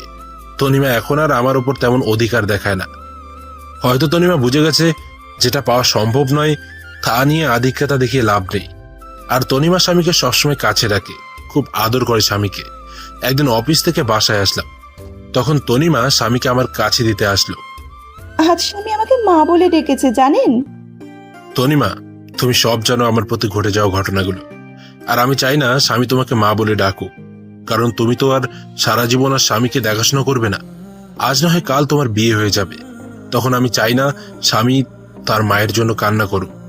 তাই তুমি ভবিষ্যতের কথা চিন্তা করে এখন মানিয়ে নিলে খুব খুশি হতাম। আমি বুঝতে পারছি, আমি চেষ্টা করব। এভাবেই চলে গেল আরো 2 বছর। এখন স্বামী ভালোভাবে কথা বলতে পারে। স্বামী এখন আমাকে আব্বু বলে ডাকে। যেদিন স্বামী আমাকে আব্বু বলে ডেকেছিল সেদিন যে কত খুশি হয়েছিলাম তা ভাষায় প্রকাশ করা যাবে না। আর এখন স্বামী তনিমাকে আন্টি বলে ডাকে। আমি জানি এসব সব তনিমা শিখিয়ে দিয়েছে। এভাবে আরো কিছুদিন যাওয়ার পর তনিমা এসে বলল, বাবা তার বিয়ে ঠিক করে ফেলেছে, কিন্তু সে স্বামীকে ছাড়া থাকতে পারবে না বলে অযোধ্যায় কান্না করতে থাকলো। আমি কি বলে তনিমাকে সান্ত্বনা দেব কিছু খুঁজে পাচ্ছি না। সেই ছোট থেকে স্বামীকে কোলে তুলে নিজের হাতে খাইয়ে বড় করেছে। স্বাভাবিক, কষ্ট হওয়ারই কথা, কিন্তু বাস্তবটাকে মেনে নিতে হবে, নইলে পরে অনেক সমস্যার মধ্যে পড়তে হবে। কিছুদিনের মধ্যে তনিমার বিয়ে হয়ে গেল। এই কয়দিন স্বামীকে আমি সবসময় কাছে নিয়ে রাখতাম, কারণ স্বামী এখনো ছোট। তাই কিছুদিন তনিমার থেকে দূরে রাখলে স্বামী হয়তো তনিমাকে আস্তে আস্তে ভুলে যাবে। তনিমা বিয়ের দিন স্বামীকে জড়িয়ে ধরে অনেক কান্না করেছিল, যেন মা তার ছেলেকে চিরদিনের জন্য ছেড়ে চলে যাচ্ছে। তনিমার কান্না দেখে আমার খুব কান্না পেয়েছিল। তারপর তনিমার বিয়ে হয়ে গেল। কিছুদিন স্বামী কান্না করেছিল তনিমাকে না দেখতে পেয়ে, কিন্তু স্বামী ছোট, সে কারণে কিছুদিন পর আর কান্না করে না। এখন স্বামীকে আমার সাথে আমার অফিসে নিয়ে যাই। অফিসের সবাই স্বামীকে অনেক ভালোবাসে, সবাই স্বামীকে দেখে রাখে, সবাই স্বামীকে আদর করে। কিছুদিন পর অফিস থেকে জানালো আমার ট্রান্সফার করা হয়েছে, আর এখন আমার অফিস ঢাকাতে পোস্টিং করা হয়েছে। আমিও সবকিছু মেনে নিলাম। তনিমার বাবার কাছ থেকে বিদায় নিয়ে ঢাকাতে চলে আসলাম। তবে ঢাকাতে আসার আগেই তনিমা কিভাবে যেন খবর পেয়েছিল আমরা একেবারের জন্য ঢাকায় চলে যাচ্ছি। সেদিন তনিমা এসে স্বামীকে কোলে তুলে অনেক আদর করে আর বলে মাঝে মধ্যে যেন তার সাথে দেখা করি। তারপর আমরা ঢাকায় চলে আসি। তারপর দেখতে দেখতে আরো 2 বছর চলে গেল। এখন স্বামীকে একটা স্কুলে ভর্তি করিয়ে দিয়েছি। আমি অফিসে যাওয়ার সময় স্বামীকে স্কুলে দিয়ে আসি, আর স্কুল শেষে স্বামীকে আমার অফিসে নিয়ে আসি। তারপর অফিস শেষে দুইজন বাসায় চলে আসি। একদিন স্বামী বলল, আব্বু আব্বু, তুমি জানো স্কুলে আমার সব বন্ধুরা তাদের আম্মুর সাথে যায়। তাদের আম্মু তাদের কত ভালোবাসে, কিন্তু আমার আম্মু নেই কেন? ও আব্বু, বলো না আমার আম্মু কোথায়? আমি স্বামীর কথা শুনে অনেক অবাক হলাম, কারণ এই 5 বছরে স্বামী একদিনও তার মায়ের কথা জিজ্ঞাসা করেনি। তাহলে আজ কেন তার মায়ের কথা জিজ্ঞেস করলো? মনে হয় স্কুলে তার বন্ধুদের মায়ের সাথে আসতে দেখে স্বামীরও তার মায়ের কথা মনে পড়েছে। বাবা, তোমার আম্মু আমাদের উপর রেগে আছে, তাই আমাদের কাছে থাকে না। তোমার আম্মু আমাদের ছেড়ে দূরে কোথাও চলে গেছে। আব্বু আমাদের উপরে কি করতে রাগ করেছে? আমি কি সত্য বলে খুব দুষ্টুমি করতাম আম্মুর সাথে? না বাবা, তোমার আম্মু আমার উপর রেগে চলে গেছে। তোমার আম্মু ভালো না। আমার পিচ্ছি বাবুটার কষ্ট বোঝে না, তাই তোমার আম্মু ভালো না। আব্বু, তুমি কি বলছিলে যে আম্মু রাগ করে চলে গেছে? আমার একটা রাজকুমারের খুব দরকার ছিল, কিন্তু তোমার আম্মু আমাকে দিতে রাজি ছিল না, তাই তোমার আম্মু রাগ করে চলে গেছে। আব্বু, তাহলে তোমার আব্বু আম্মু কোথায়? তারা কেন আমাদের সাথে থাকে না? আমার আম্মু আব্বু আমাকে খুব ভালোবাসত। ঠিক আমি যেভাবে তোমাকে আদর করি, ঠিক সেভাবে আমাকেও আদর করত। তাহলে তোমার আব্বু আম্মু কোথায়? আমি আমার আব্বুর সাথে থাকি, তুমি কেন তোমার আব্বুর সাথে থাকো না? তোমার আম্মুর জন্য আমার আম্মু আব্বু আমার উপর রেগে চলে গেছে। তাহলে আমার আম্মুর কাছে কোনোদিন যাব না। কেন যাবে না তুমি তোমার আম্মুর কাছে? তুমি তো এইমাত্র বললে আমি আম্মুর কাছে যাব। না, যাব না। আম্মু খুব খারাপ, অনেক বোঝা। আমার আম্মুর জন্য তোমার আব্বু আম্মু তোমার উপর রাগ করে চলে গেছে। পরে যদি আম্মুর জন্য তুমি যদি আমার উপর রেগে আমাকে ছেড়ে চলে যাও? না বাবা, তোমাকে ছেড়ে আমি কোথাও যাব না। আব্বু, আমি তোমার আব্বু আম্মুর কাছে যাব। কেন তুমি আমার আম্মু আব্বুর কাছে যাবে না? আমি তোমার আব্বু আম্মুর কাছে গিয়ে মাপ চাইবো, যেন আমার আব্বুর উপর যেন আর নীতি না থাকে। না বাবা, তারা তোমার কথা শুনবে না। আমার উপর আবার আম্মু আব্বু অনেক রেগে আছে। না আব্বু, আমি যাব, আর তোমার আম্মুর কাছে পা জড়িয়ে ধরে মাপ চাইবো, যেন তোমাকে মাফ করে দেয়। আচ্ছা বাবা, তোমার পরীক্ষা শেষ হলে নিয়ে যাব, ঠিক আছে বাবা? ঠিক আছে আব্বু। তাই বলে স্বামী শুয়ে পড়ল। আর আমি ভাবতে থাকলাম, আমারও অনেক মা বাবাকে দেখতে ইচ্ছে করছে। অনেকদিন মা বাবাকে দেখি না। তাই স্বামীর পরীক্ষা শেষ হলে কিছুদিনের জন্য আবার সে নিজের চির চেনা শহর যশোরে যাব। এতদিনে মনে হয় মাফি আর একটা বিয়ে করে স্বামীর সাথে সুখে শান্তিতে সংসার করছে। মাফি সুখে থাকলেই ভালো। আমি আর কারো প্রতি মায়া জন্মাতে দেব না। এক মাফিকে ভালোবেসে আমার জীবনটা শেষ করে দিয়েছে, আমার মা বাবার কাছ থেকে আলাদা করে দিয়েছে। আমি আর আমার ছেলের মাঝখানে অন্য কাউকে আসতে দেব না। তারপর পুরনো কথা ভাবতে ভাবতে কখন যে ঘুমিয়ে পড়েছি ঠিক খেয়াল নেই। তারপর সকালে ফ্রেশ হয়ে স্বামীকে তৈরি করে স্বামীর স্কুলে নামিয়ে দিয়ে আমি অফিসে চলে আসলাম। এভাবে দেখতে দেখতে স্বামীর পরীক্ষা শেষ হয়ে গেল, আর আমারও অফিস কিছুদিনের জন্য ছুটি নিয়ে আমার নিজের শহরে যাওয়ার জন্য ব্যাগপত্র গুছিয়ে নিলাম। পরের দিন রাত 12টার সময় ঢাকা টু যশোর দুটো টিকিট কিনে বাসে উঠে পড়লাম। আজ 5 বছর পর নিজের শহরে যাচ্ছি। মনের মধ্যে কেমন অন্যরকম একটা ভয় কাজ করছে। দীর্ঘ 6 ঘন্টা জার্নি করার পরেই নিজের শহরে পৌঁছালাম। খুব ভালো লাগছে। অনেকদিন পর নিজের শহরে আসলাম। অনেক স্মৃতি জড়িয়ে আছে এই শহরের সাথে। তারপর একটা সিএনজি নিয়ে নিজের বাড়ির দিকে রওনা হলাম। 30 মিনিট পর আমার বাসার সামনে আসলাম। বাড়িটা এখনো আগের মতোই রয়েছে। এবারও বাড়িতে কোনো চুনকাম করা হয়নি। আমি দরজার সামনে দাঁড়িয়ে কলিং বেল বাজালাম। আমার মা দরজা খুলে দিল। মা আমাকে দেখে অবাক দৃষ্টিতে তাকিয়ে আছে। মা আমাকে দেখে অজর ধারায় কান্না করে দিল, আর আমাকে জড়িয়ে ধরে হাউমাউ করে কান্না করছে। আমারও 5 বছর পর মাকে দেখে চোখে জল এসে গিয়েছিল। আব্বু, তুমি কান্না করছো কেন? আর ইনি কি তোমার আম্মু? হঠাৎ করে স্বামীর ডাকে আমাদের হুঁশ ফিরল। মা আমাকে ছেড়ে দিয়ে বলল, আমার দাদু ভাই। আমি মাথা ঝাঁকিয়ে ইশারা করে বললাম হ্যাঁ। এবার মা নিচু হয়ে স্বামীর সামনে বসে পড়ল, আর সারা মুখে মা চুমু দিতে থাকলো, আর জড়িয়ে ধরে কান্না করতে লাগলো, আর বলল, বাবা আলমগীর, আমাকে ক্ষমা করে দে বাবা। তোকে না বুঝে অনেক কষ্ট অবহেলা করেছি বাবা, আমাকে তুই মাফ করে দে। মা কি বলছো তুমি? ছেলের কাছে কোনো মা মাফ চায়? তুমি আমাকে মাফ করে দাও এই 5 বছর তোমাকে ছেড়ে দূরে থাকার জন্য। তুমি কাঁদছো কেন আব্বুর আম্মু? তুমি আমার আব্বুর উপর এখনো রেগে আছো? আমার আব্বুকে তুমি মাফ করে দাও। না দাদু ভাই, তোমার আব্বুর ওপর আমার কোনো রাগ নেই, তবে অনেক অভিমান রয়েছে। আজ 5টা বছর আমার কথা তার একবারও মনে পড়েনি। খুব অভিমান তোমার আব্বুর ওপর। আমার উপর কি রাগ আর অভিমান করে আসো তুমি? যদি রাগ করে থাকো তাহলে আব্বুর মতো আমাকে মাফ করে দাও। না দাদু ভাই, তোমার ওপর আমার কোনো রাগ নেই, অভিমান নেই। তুমি তো আমার সোনা দাদু ভাই। তাহলে আজ থেকে আমি তোমাকে কি বলে ডাকবো? আমাকে দাদু ভাই বলে ডাকবে, কেমন? আচ্ছা, দাদু ভাই তাই বলবো। তারপর আমরা বাসার ভিতরে ঢুকে গেলাম। বাসাটা ঠিক আগের মতোই আছে, কিছু পরিবর্তন হয়নি, শুধু অবহেলাটা নেই। তারপর ব্যাগপত্র নিয়ে আমি আর স্বামী উপরে উঠে রুমে প্রবেশ করলাম। আর তখন আমি বেশ অবাক হলাম, মানে প্রচন্ড রকম অবাক হলাম, কারণ আমি কোনোদিনও ভাবতে পারিনি মাফি এখানে থাকবে। হ্যাঁ, মাফিকে দেখি বিছানায় বসে আছে অন্যদিকে ফিরে।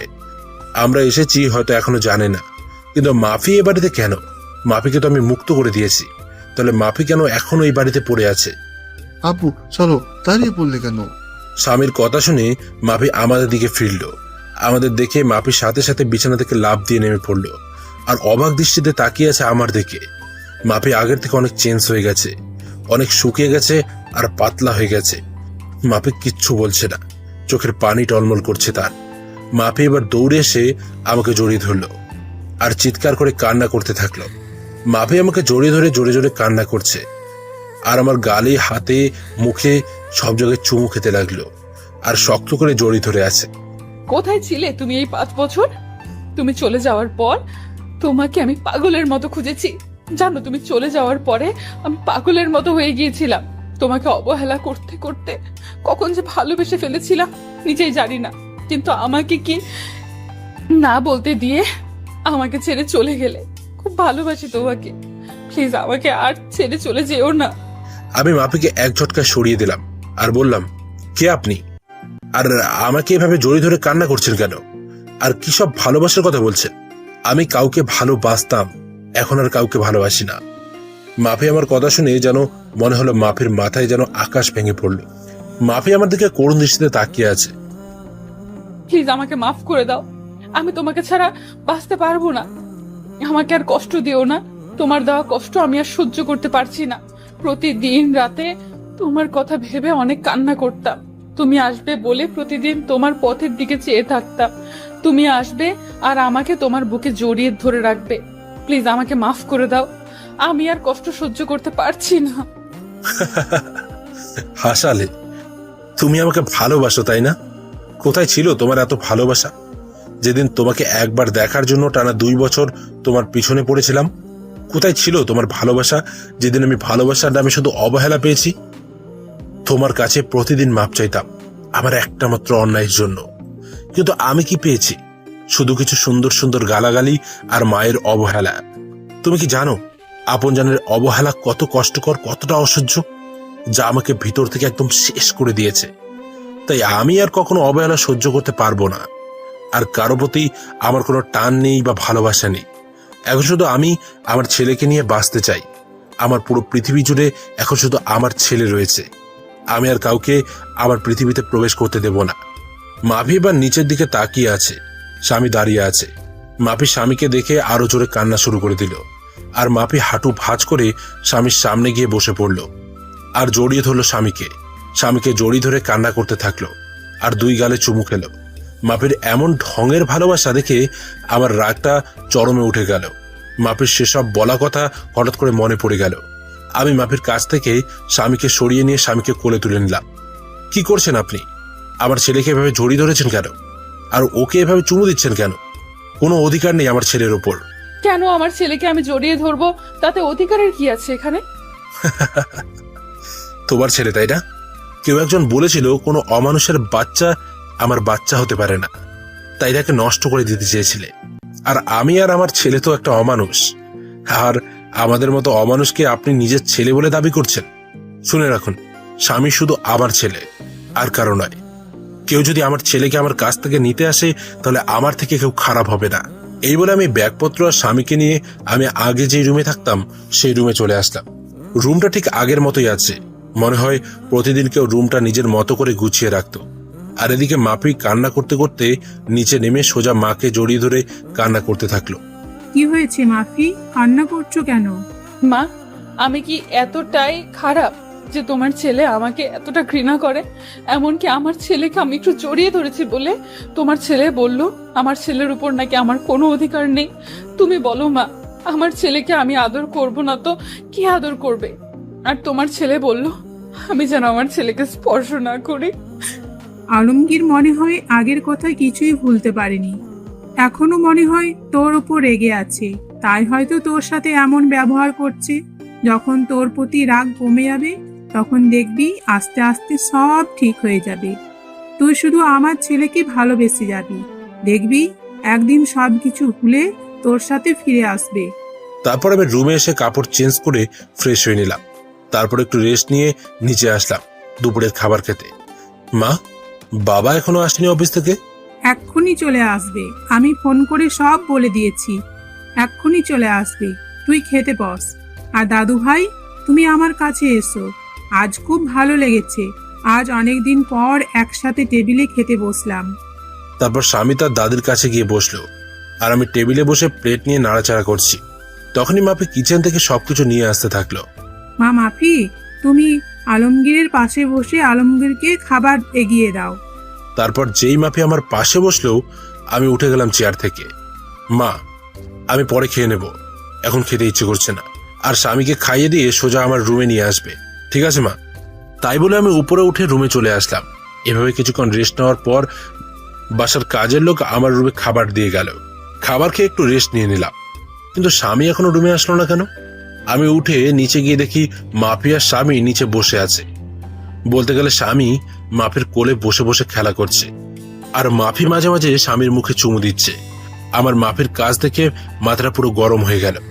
যখন জানতে পারে আমাদের ছেলে আসছে পৃথিবীতে, তখন মাফি যতটা আমাকে অবহেলা করেছে তার থেকে বেশি গালাগালি করেছে আমার ছেলেটাকে। তাই আমি সোজা নিচে নেমে চলে আসলাম। আমি নিচে গিয়ে মাফির কোল থেকে নিয়ে নিলাম। আপনাকে বলেছি না আমার ছেলের ওপর কোনো অধিকার দেখাতে আসবেন না? তারপরও কেন আমার ছেলের কাছে আসার চেষ্টা করছেন? আর আমি চাই না কোনো জানোয়ারের বাচ্চার কাছে কেউ আসুক। তাই বলে আমি ওখান থেকে স্বামীকে নিয়ে চলে আসলাম। সিঁড়ি বেয়ে উঠতে যাব, তখন দেখি মা পিছনে দাঁড়িয়ে এতক্ষণ সব শুনছিল। মায়ের মুখটা কেমন মলিন হয়ে আছে, আর এদিকে মাফি অজর ধারায় কান্না করতে লাগলো। রুমে এসে একটু রেস্ট নেওয়ার পর কেউ আমার নাম ধরে চিল্লাতে চিল্লাতে উপরে উঠে আসছে। আমি বাইরে আসতেই দেখি বাবা আমার নাম ধরে চিল্লাচ্ছে। আমি গিয়ে বাবাকে জড়িয়ে ধরলাম আর ভালো মতো জিজ্ঞেস করে বাবাকে রুমে নিয়ে গেলাম। বাবা, তোমার দাদা ভাই, আমার ছেলে স্বামী। বাবা স্বামীকে দেখে কোলে তুলে আদর করতে লাগলো। তারপর বাবার সাথে কিছুক্ষণ কথা বলে বাবা চলে গেল। তারপর আমি আর স্বামী একটু ঘুমিয়ে বিকালে উঠে একটু বাইরে হাঁটতে বেরোলাম। অনেকদিন পর এই এলাকাতে আসলাম। কিছু চেনা পরিচিত মানুষের সাথে কথা বলে রাতে বাসায় আসলাম। আমি আর স্বামী রুমে বসে আছি, তখন মাফি রুমে আসলো। চলেন, রাতের খাবার খেয়ে নেবেন, সবাই নিচে অপেক্ষা করছে। আমি খাবো না, আর আমার খাওয়া নিয়ে তোমাকে চিন্তা করতে হবে না। আর এর আগে 1 বছর যখন আমার খাওয়ার কথা কেউ ভাবেনি, এখনো না ভাবলেই চলবে। আমি আগে যেরকম ভাবে বাইরে খেতাম, এখনো বাইরেই খাবো। আপনি শুধু মাকে বলেন স্বামীর খাবারটা যেন উপরে দিয়ে যায়। মাফি আর কিছু বলল না, কান্না করতে করতে চলে গেল। কাঁদো, তাতে আমার কি? আমিও অনেক কান্না করেছি, কেউ দেখেনি আমার কান্না। কিছুক্ষণ পর মা রুমে আসলো। বাবা আলমগীর, তুই কি এখনো আমাদের উপর রাগ করে থাকবি বাবা? যদি এখনো রাগ করে থাকিস তাহলে মাফ করে দে বাবা। আমরা সবাই নিজেদের ভুল বুঝতে পেরেছি। চল বাবা, একসাথে খেয়ে নিই। না মা, আমার কিছু খেতে ইচ্ছে করছে না। আর তাছাড়া আমার বাইরের খাবার খেয়ে অভ্যেস হয়ে গেছে, তাই বাসার খাবার না খেলেও চলবে। তুমি স্বামীকে নিয়ে খাইয়ে দাও, আমি রুমে বসে আছি। মার কোনো কথা না বলে স্বামীকে নিয়ে চলে গেল। যাওয়ার সময় দেখলাম মার চোখে হালকা পানি টলমল করছে। খুব কষ্ট হলো মায়ের চোখের পানি দেখে। মা কোনো দোষ করেনি, মাফির জন্যই তো মা আমাকে অবহেলা করত। না, মাকে আর কষ্ট দেব না। তারপর কিছুক্ষণ পর দেখি মাফি স্বামীকে দিয়ে গেল, আর আমি স্বামীকে বিছানায় বসিয়ে রুমের দরজা বন্ধ করে দিলাম। মাফির চোখে পানি দেখলাম, কাঁদলে কাঁদুক, তাতে আমার কিচ্ছু করার নেই। বিছানায় শুয়ে শুয়ে ভাবছি মাফি আমাকে আগে 2 চোখে দেখতে পারতো না, আর এখন কেমন দৃষ্টিতে তাকিয়ে থাকে। মাফির চোখে এখন আমার জন্য অন্য কিছু দেখি। হয়তো আমার অনুপস্থিতিতে আমাকে ভালোবেসে ফেলেছে, কিন্তু মাফির উপর যে এখন আমার কোন রকম ফিলিংস কাজ করে না। 5 বছর আগের কথা মনে পড়লে ভীষণ রাগ আর কষ্ট হয় খুব। পুরনো কথা ভাবতে ভাবতে কখন যে ঘুমিয়ে গেছি নিজেও জানি না। পরদিন সকালে ঘুম থেকে উঠে দেখি স্বামী বিছানায় নেই। আমি তাড়াতাড়ি বিছানা থেকে উঠে চোখ মুছতে মুছতে নিচে এসে দেখি স্বামীকে সুন্দর পোশাক পরিয়ে নিজের কোলে তুলে খুব সুন্দর করে নিজের হাতে খাইয়ে দিচ্ছে, আর তারা কথা বলছে। বাবা, তোমার এতদিন মায়ের কথা মনে পড়েনি? খুব মনে পড়তো আম্মু। আমার স্কুলের সব বন্ধুদের তাদের মা স্কুলে নিয়ে যেত, আবার নিয়ে আসতো। খুব মন খারাপ হতো তখন। কিন্তু আব্বুকে যে মায়ের কথা বললাম, তখন আব্বু বলতো আমার নাকি কোনো মাই নেই, আমার মা নাকি খুব পোচা। আমাকে আর আব্বুকে অনেক গালাগালি করতো আর অবহেলা করতো। কিন্তু আম্মু, তুমি তো অনেক ভালো আম্মু, তাহলে আব্বু ওরকম কথা বলতো কেন যে তুমি অনেক খারাপ পোচা?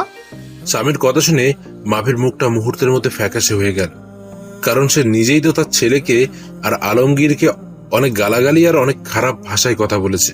ভাবতে চোখ দিয়ে 2 ফোঁটা নোনা জল বের হলো। আমি আর দাঁড়িয়ে না দেখে মাফির সামনে চলে গেলাম। এই যে মিস ভদ্রমহিলা, আপনার লজ্জা করে না পরের ছেলেকে আদর করতে? আর আমাদের মতো পাপী নোংরা মানুষকে স্পর্শ করলে আপনার আবার সমস্যা হবে। আর স্বামী তোমাকে নামে বলছি, আমাকে না বলে কোথাও যাবে না, তাহলে কেন এখানে এসেছো? আর আমি বলছি না তোমার আম্মু নেই, তাহলে কেন এই মহিলাকে আম্মু বলছো? আর যেন কোনোদিন তোমাকে আম্মু বলতে না দেখি, মনে থাকবে তো? আর আমি তোমার আব্বু আম্মু, মনে থাকবে তো? আব্বু, কিন্তু এই আম্মুটা বলেছে আমি নাকি তোমার আম্মু, তাই আমি আম্মু বলে দেখেছি। আর এই আম্মু আমায় অনেক ভালোবাসে আর আদর করে। আমি আম্মু আম্মু বলে ডাকি। চুপ, একদম চুপ। আর একবার আম্মু বলে তোমাকে একটা থাপ্পড় মারবো। স্বামী আমার ঝাড়ি শুনে ভয় পেয়ে গেল আর কান্না করতে লাগলো। প্লিজ স্বামীকে বকবেন না, ওর কোনো দোষ নেই। আমি ওকে জোর করে নিয়ে আসছি, আর ওকে কেন পাপী নোংরা বলছে? ও তো একটা ছোট বাচ্চা। এই কথাটা আজ থেকে 5 বছর আগে আমার ছেলেকে বলেছিল। তখনও সে একদম বাচ্চা ছিল, একদম নিষ্পাপ ছিল। এতটাই নিষ্পাপ ছিল যে তার তখনও জন্ম হয়নি। তখন থেকে সে অন্যায়ভাবে নিয়মিত অমানুষ পাপী জানোয়ার বলে স্বীকৃতি পেয়েছে। আমার কথা শুনে মাফি এবার মাথাটা নিচু করে জোরে জোরে কান্না করতে করতে ফ্লোরে বসে পড়ল আর কান্না করতে থাকলো। আমি স্বামীকে নিয়ে চলে আসলাম উপরে। স্বামী কান্না করতে করতে আমার কাঁধের উপর ঘুমিয়ে পড়েছে। আমি স্বামীকে বিছানায় রেখে ফ্রেশ হতে চলে গেলাম। ফ্রেশ হয়ে গুছিয়ে নিলাম, একটু বাবার অফিসে যাব। আজ অনেকদিন পর একটু অফিসে যাব, কিন্তু স্বামী ঘুমিয়ে পড়েছে। ওকে রেখে যাব নাকি সাথে নিয়ে যাব, এ নিয়ে চিন্তায় পড়ে গেলাম। তারপর স্বামীকে রেখে যাওয়ার সিদ্ধান্ত নিলাম। তারপর রুম থেকে বেরিয়ে মায়ের কাছে চলে গেলাম। মা, আমি একটু অফিসে যাচ্ছি। স্বামী ঘুমিয়ে আছে, স্বামী জেগে গেলে তোমার কাছে রাখবে। আর যেন কেউ ওকে স্পর্শ করে না, তাহলে আমার থেকে খারাপ কেউ হবে না কিন্তু। বাবা আলমগীর, তুই এখনো পুরনো কথা ভুলতে পারিসনি? বাবা, আগের সব কথা ভুলে গিয়ে নতুন করে শুরু করা যায় না? মা, আমি চাইলেও কিছু ভুলতে পারবো না, যার জন্য আমার জীবন থেকে 5টা বছর কষ্ট আর অবহেলায় কেটেছে। 5 বছর আমার মা বাবার সাথে সম্পর্ক বিচ্ছিন্ন করেছে। একটা নিষ্পাপ শিশু তার জন্য 5 বছর মায়ের আদর থেকে বঞ্চিত হয়েছে। কিভাবে সবকিছু ভুলে যাব বলো মা? আমি এখনো আসতে চাইতাম না, শুধু স্বামী তোমাদের দেখবে বলে জেদ করেছিল, তাই এখানে এসেছি। আর যদি তোমরা মনে করো আমি এসে তোমাদের আবার বিরক্ত করছি, তাহলে একবার বলো, আমি এখান থেকে কালকেই চলে যাব চিরদিনের জন্য। না বাবা, যাস না তুই। যেভাবে থাকিস আমরা আর কিচ্ছু বলবো না, কিন্তু আমাদের ছেড়ে যাস না বাবা। আর কত কষ্ট দিবি এই মাটাকে? আমি কোনো কথা না বলে চলে আসলাম ওখান থেকে। তারপর সোজা অফিসে চলে আসলাম। অফিসে সবার সাথে বেশ আড্ডা দিলাম, যারা নতুন স্টাফ তাদের সাথে পরিচিত হয়ে নিলাম। তারপর দুপুরে বসে আছি, লাঞ্চ করার সময় হয়ে গেছে। আমি নিজের ডেস্কে বসে আছি, তখন বাবা আসলো আর লাঞ্চ করার জন্য যেতে বললো, কিন্তু আমি যেতে চাইলাম না। শুধু স্বামীর জন্য বাসায় আসলাম। বাবা কলিং বেল বাজালো। কিছুক্ষণ পর মা এসে দরজা খুলে দিল। আমি ভেতরে ঢুকে দেখি স্বামী আর মাপি দুজনে হেসে হেসে খেলা করছে আর দুষ্টুমি করছে। মাপি আমাকে আসতে দেখে মাপি স্বামীর থেকে দূরে সরে গেল। মনে হয় কিছুটা ভয় পেয়েছে। আমি আর কিছু বললাম না, কারণ এখানে বাবা রয়েছে। আমি চুপচাপ স্বামীকে নিয়ে উপরের রুমে চলে আসলাম। কিছুক্ষণ পর মাফি রুমে আসলো। আপনাকে নিচে ডাকছে দুপুরের খাবার খেতে, সবাই নিচে বসে অপেক্ষা করছে। আমি খাবো না, ক্ষুধা নেই, বাইরে থেকে খেয়ে নেব। আপনি চলে যান সামনে থেকে। কেন বাইরে খাবেন কেন? আপনার জন্য খাবার রান্না করা হয়েছে তো। এসব ঢং বাদ দেন তো। এতদিন কোথায় ছিল তোমার এসব ঢং? যত সব ঢং দেখে বাঁচি না। আর একটা কথা না আপনাকে বলা হয়েছে, স্বামীর থেকে দূরে থাকবেন, কারণ আমি কিছুদিনের জন্য এখানে এসেছি, আবার কিছুদিন পর কাউকে না বলে হঠাৎ করে হারিয়ে যাব। তাই স্বামীর সাথে বেশি কথা বলবেন না, পরে সমস্যা হবে। তখন বারবার আপনার কাছে যাইতে চাইবে, আর সেটা কোনোদিনও সম্ভব নয়। আর বিকেলে আমি উকিলের কাছে যাব, কারণ 5 বছর আগে যেই কাজ করতে চেয়েছিলাম সেটা এখন করব। মানে আপনাকে ডিভোর্স দিয়ে চিরদিনের জন্য মুক্ত করে দেব। মাভি এবার দৌড়ে এসে আমার পা জড়িয়ে ধরলো আর বলল, প্লিজ আলমগীর, একবার আমাকে ক্ষমা করে দাও। আর কষ্ট দিও না, অনেক কষ্ট সহ্য করেছি, আর পারছি না। তুমি যদি চলে যাও তাহলে যাওয়ার আগে আমাকে খুন করে যাবে, কারণ তোমাকে আর আমার ছেলেটাকে ছাড়া আমি বাঁচতে পারবো না। তুমি চলে যাবার আগে আমাকে তোমার হাত দিয়ে খুন করে চলে যাবে, তাহলে আমাকে আর কোনোদিন কষ্ট পেতে হবে না। মাফির কান্না দেখে আমার খুব খারাপ লাগলো, খুব কষ্ট হতে লাগলো, কারণ মাফিকে তো আমি পাগলের মতো ভালোবাসতাম, এখনো ভালোবাসি। কিন্তু আমার রাগ আর অভিমানের কাছে আমার ইগোটা বারে বারে হার মেনে যাচ্ছে। তখন স্বামী আমাদের কাছে আসলো, আর স্বামী সোজা গিয়ে মাফির সামনে গিয়ে মাফির চোখের পানি মুছে দিচ্ছে। আম্মু, তুমি আব্বুর পা ধরে কান্না করছো কেন? তুমি কেঁদো না আম্মু, আমিও কিন্তু কেটে দেব। আর আব্বু, আম্মু তোমার কাছে কিসের জন্য মাপ চাইছে? তুমি আম্মুকে মাফ করে দাও আব্বু। স্বামী, তুমি তোমার দাদু ভাইয়ের কাছে যাও। আর তুই আমার ছেলেটাকে নিজের করে নিয়েছিস, যে তোর কথা বলছে, তোকে আমি ক্ষমা করে দিতে পারি। তাহলে তুই আমার জীবন থেকে 5টা বছর ফিরিয়ে দিবি বল, যেখানে আমি প্রতিনিয়ত অবহেলা পেয়েছি তোর কারণে। আমি 5 বছর মা বাবার থেকে দূরে থেকেছি, তোর কারণে মায়ের কাছ থেকে যে অবহেলা পেয়ে প্রতিরত কান্না করেছি, কষ্টে বুক ফেটে চিৎকার করে কান্না করতাম। দিতে পারবি সেই চোখের পানি? তোর জন্য আমার ছেলেটা 5 বছর মায়ের আদর থেকে বঞ্চিত হয়েছে। ফিরিয়ে দিতে পারবি আমার জীবনের সবচেয়ে কালো অধ্যায়? ভুলে দিতে পারবি? মাফি কোনো কথা না বলে ফ্লোরে বসে বসে কান্না করছে। আমি রুম থেকে চলে আসলাম বাইরে। তারপর স্বামীকে নিয়ে বাসা থেকে বের হয়ে গেলাম। ভীষণ রাগ হচ্ছে মাফির উপর। যখন আমাদের ছেলে গর্বে ছিল তখন মনে ছিল না এসব কথা? যত সব আল্লাহ দেখলে বাঁচি না। তারপর সোজা ভালো একটা উকিলের কাছে আসলাম, যেন 20 দিনের মধ্যে ডিভোর্স পেপার রেডি করতে পারি। তারপর উকিলের সাথে সব কথা বলে বাইরে চলে আসলাম, কারণ স্বামীকে আবার বেশি রাত পর্যন্ত বাইরে রাখা যাবে না। তাই বাসায় চলে আসলাম। বাসায় এসে রুমে একটু রেস্ট নিচ্ছি, তখন মাফি আসলো আমার রুমে। আম্মু রাতের খাবার খাওয়ার জন্য ডাকছিল, আপনি আসবেন না? না, আমি আর স্বামী বাইরে থেকে খেয়ে এসেছি। এখন আমরা কেউ ডিনার করব না।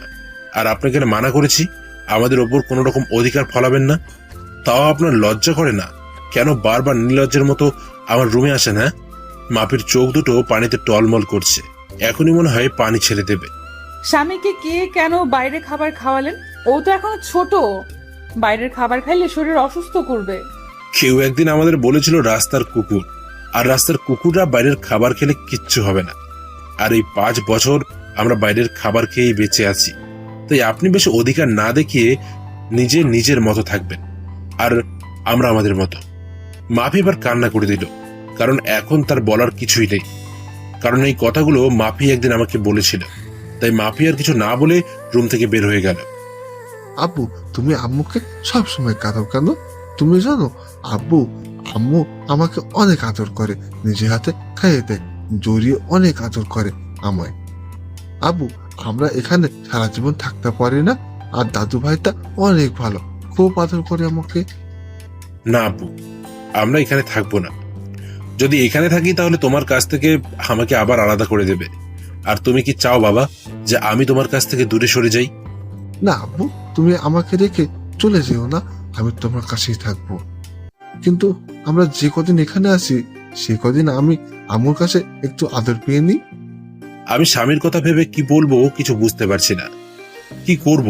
ছোট একটা বাচ্চা কোনোদিন মায়ের আদর পায়নি, এখন আমি তাকে তার মায়ের আদর থেকে দূরে সরিয়ে দিচ্ছি। বাবা, তুমি যত ইচ্ছে তোমার আম্মুর কাছে যেতে পারো, কিন্তু আমার এখান থেকে চলে যাবার পর কিন্তু আম্মুর জন্য কান্না করতে পারবে না। আচ্ছা, মনে থাকবে আব্বু। তাই বলে স্বামী এক দৌড়ে নিচে চলে আসে, আর তার মায়ের কোলে উঠে পড়ে জড়িয়ে ধরে। কি হলো আমার বাবাটা আজ আমার কাছে? কি ব্যাপার, তোমার আব্বু দেখলে যে আমাকে খুব বকবে। না আম্মু, আব্বু বকবে না।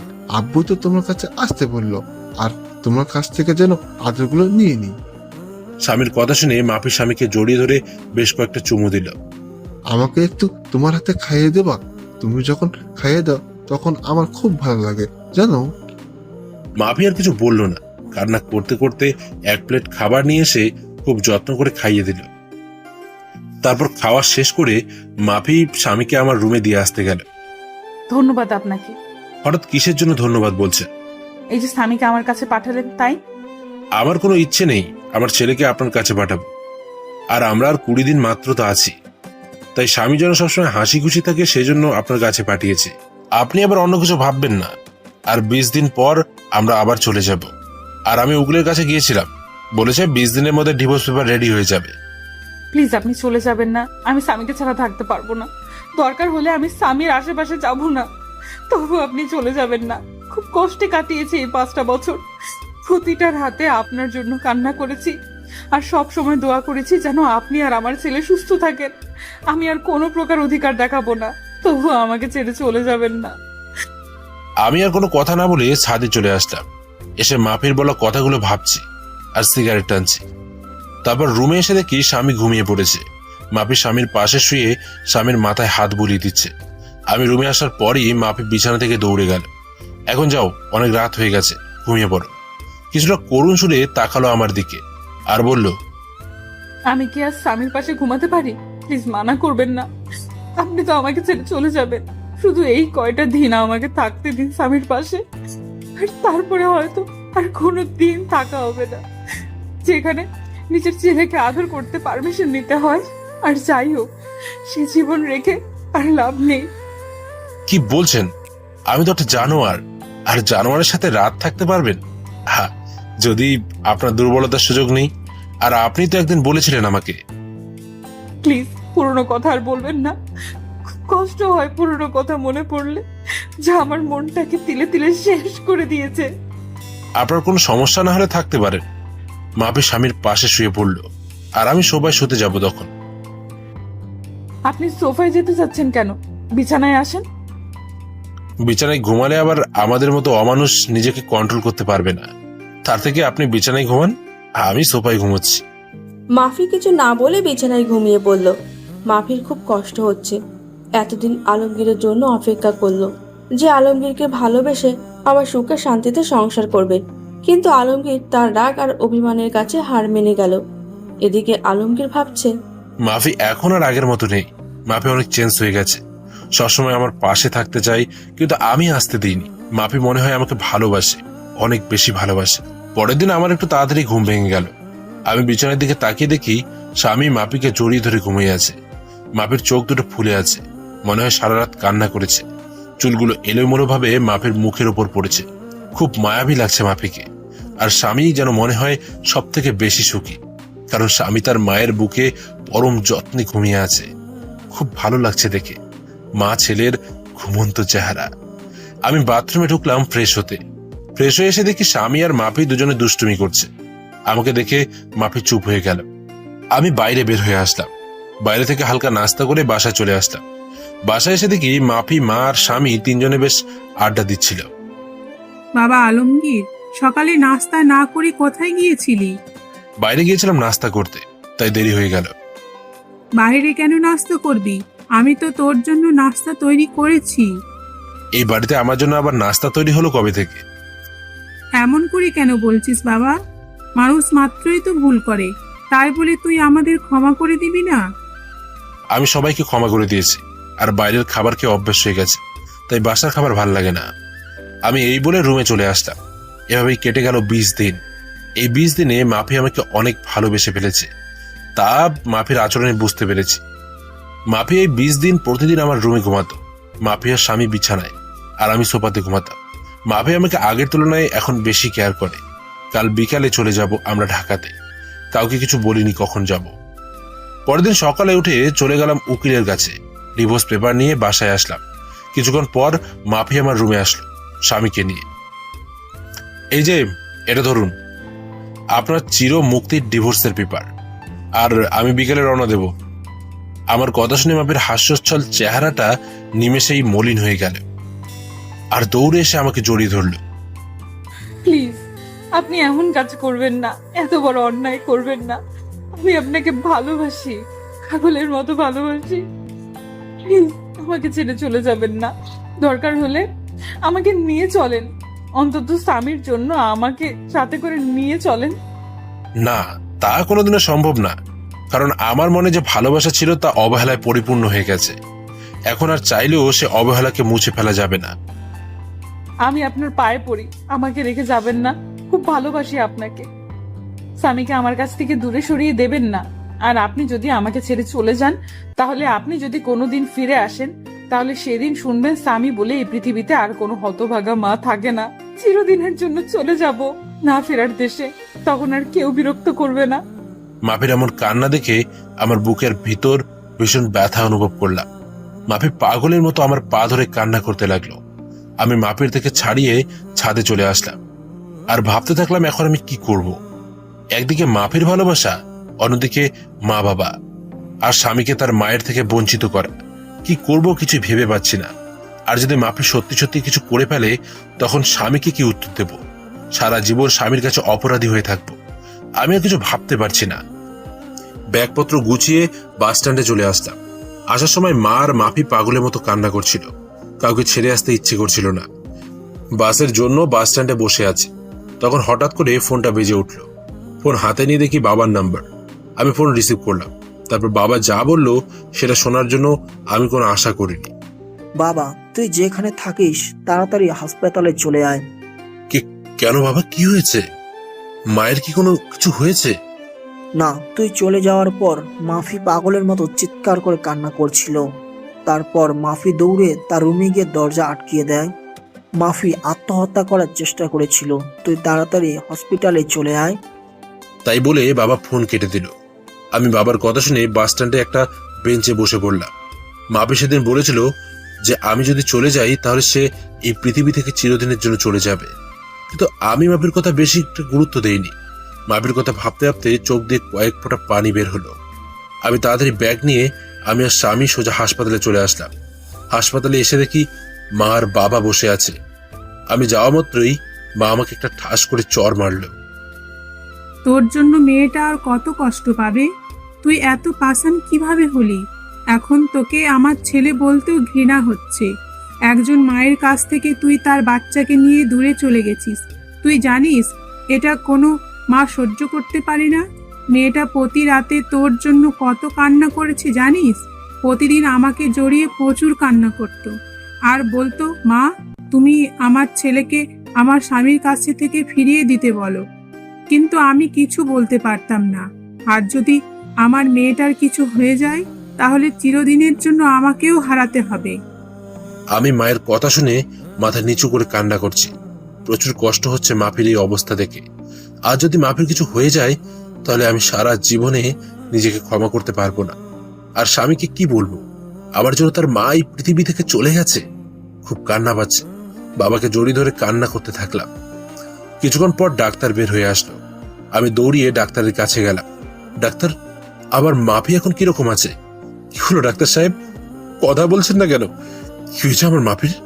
দেখুন, আমরা আমাদের বেস্ট চেষ্টা করেছি, কিন্তু জ্ঞান না ফেরা পর্যন্ত কিছু বলতে পারছি না। আমি কি একটু দেখা করতে পারি মাফির সাথে? না, এখন দেখা করা সম্ভব না। জ্ঞান ফিরলে কেবল। আমি স্বামীকে জড়িয়ে ধরে কান্না করে দিলাম। আমি যদি মাফিকে মেনে নিতাম তাহলে আজ এই দিনটা দেখতে হতো না। আজ কি আমি আমার অভিমান আর ইগোর জন্য মাফিকে চিরতরে হারিয়ে ফেলবো? না না, এ হতে পারে না। মাফি আমাকে ছেড়ে চলে যেতে পারে না। আমি আস্তে আস্তে মায়ের কাছে গেলাম। মায়ের সামনে হাঁটু গেড়ে বসে পড়লাম। মা, আমাকে তুমি ক্ষমা করে দাও। আজ আমার জন্য মাফির এই অবস্থা। খুব কষ্ট হচ্ছে মা। মা, তুমি মাফিকে বলো তোমার স্বামী তোমার কাছে চলে এসেছে। তুমি মাফিকে উঠতে বলো মা। মা আমার মাথায় হাত বুলিয়ে দিয়ে বলল, কিচ্ছু হবে না তোর মাফি, দেখি সব ঠিক হয়ে যাবে। এভাবে কান্না করিস না, শক্ত হ বাবা।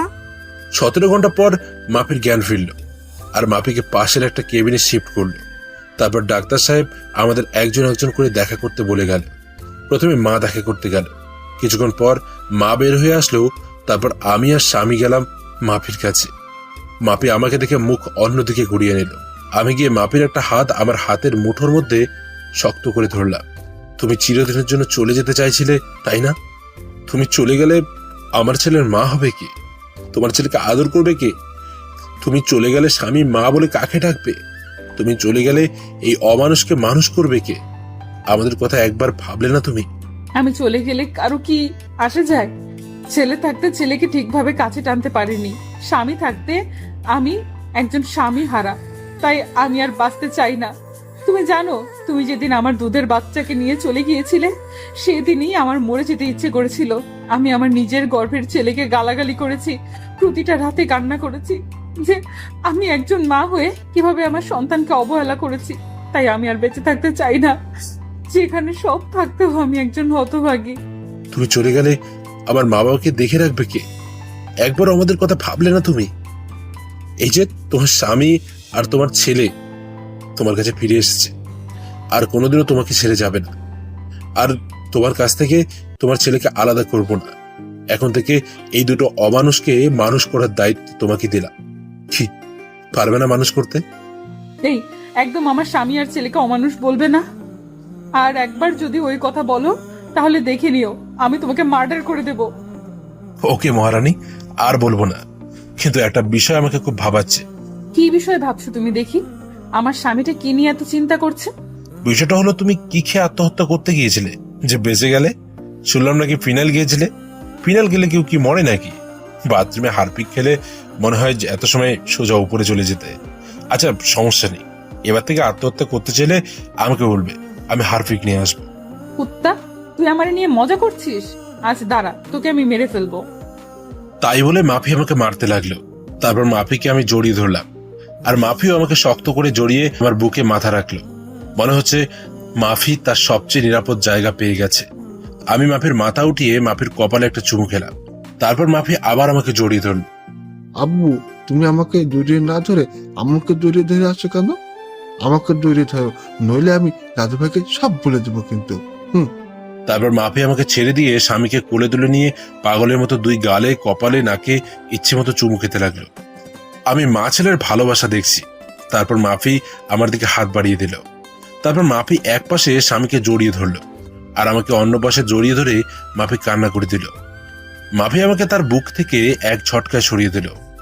আপনি কে আর আমাকে জড়িয়ে ধরে আছেন কেন? বলেন, কে আপনি যে আমার ছেলেকে জড়িয়ে ধরে আছেন?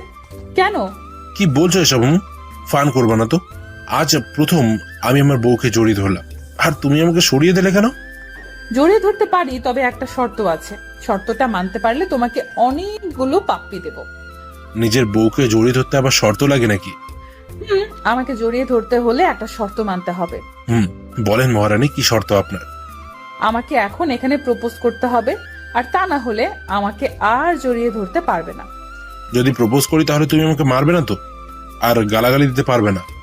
আমার কথা শুনে হাসিমাখা মুখটা নিমেষেই কালো হয়ে গেল। কারণ আগে যখন মাফিকে প্রপোজ করতাম তখন মাফি আমাকে গালাগালি করত। আমি আর কথা না বেরিয়ে মাফির সামনে হাঁটু গেড়ে বসে পড়লাম। কিন্তু এখন ফুল কোথায় পাবো? তখনই মনে পড়ে গেল স্বামীর কথা। স্বামীকে 2 হাত দিয়ে উঁচু করে মাফির সামনে ধরলাম। হবে কি তুমি আমার দিনের সূর্য, যা আমার জীবনকে আলোকিত করবে?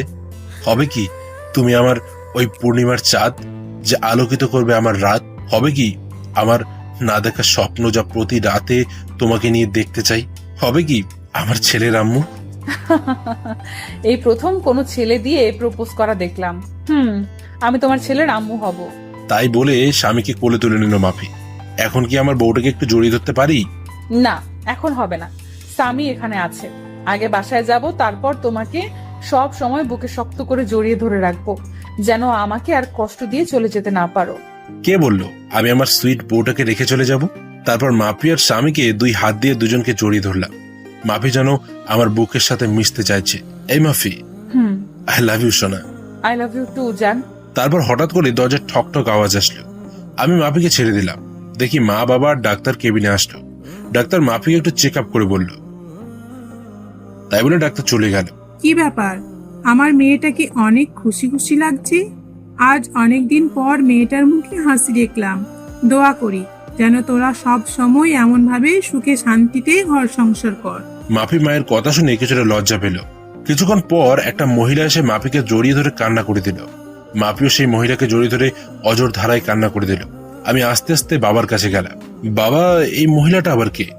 এনাকে তো চিনলাম না, কোনোদিনও তো দেখিনি। আরে বলদের বাচ্চা বলদ, এটা মাফির মা, তোর একমাত্র শাশুড়ি আম্মা। কি? আগে বলবে তো যে ইনি আমার শাশুড়ি হয়। আসলে মাফির মাকে কোনোদিনও দেখিনি, তাই চিনতে পারছি না। আমি তাড়াতাড়ি গিয়ে মাফির মার পা ধরে সালাম করলাম। মাফির মা আমাকে দেখে কান্না করে দিল।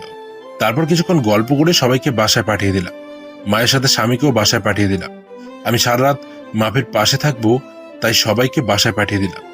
এই, তোমার ক্ষুধা পেয়েছে না? না, আমার ক্ষুধা নাই, তবে কেউ যদি আমাকে নিজের হাতে খাইয়ে দিত তাহলে একটু খাইতাম। আর এত ঢং না করে সোজাসুজি ভাবে বললেই তো হয়।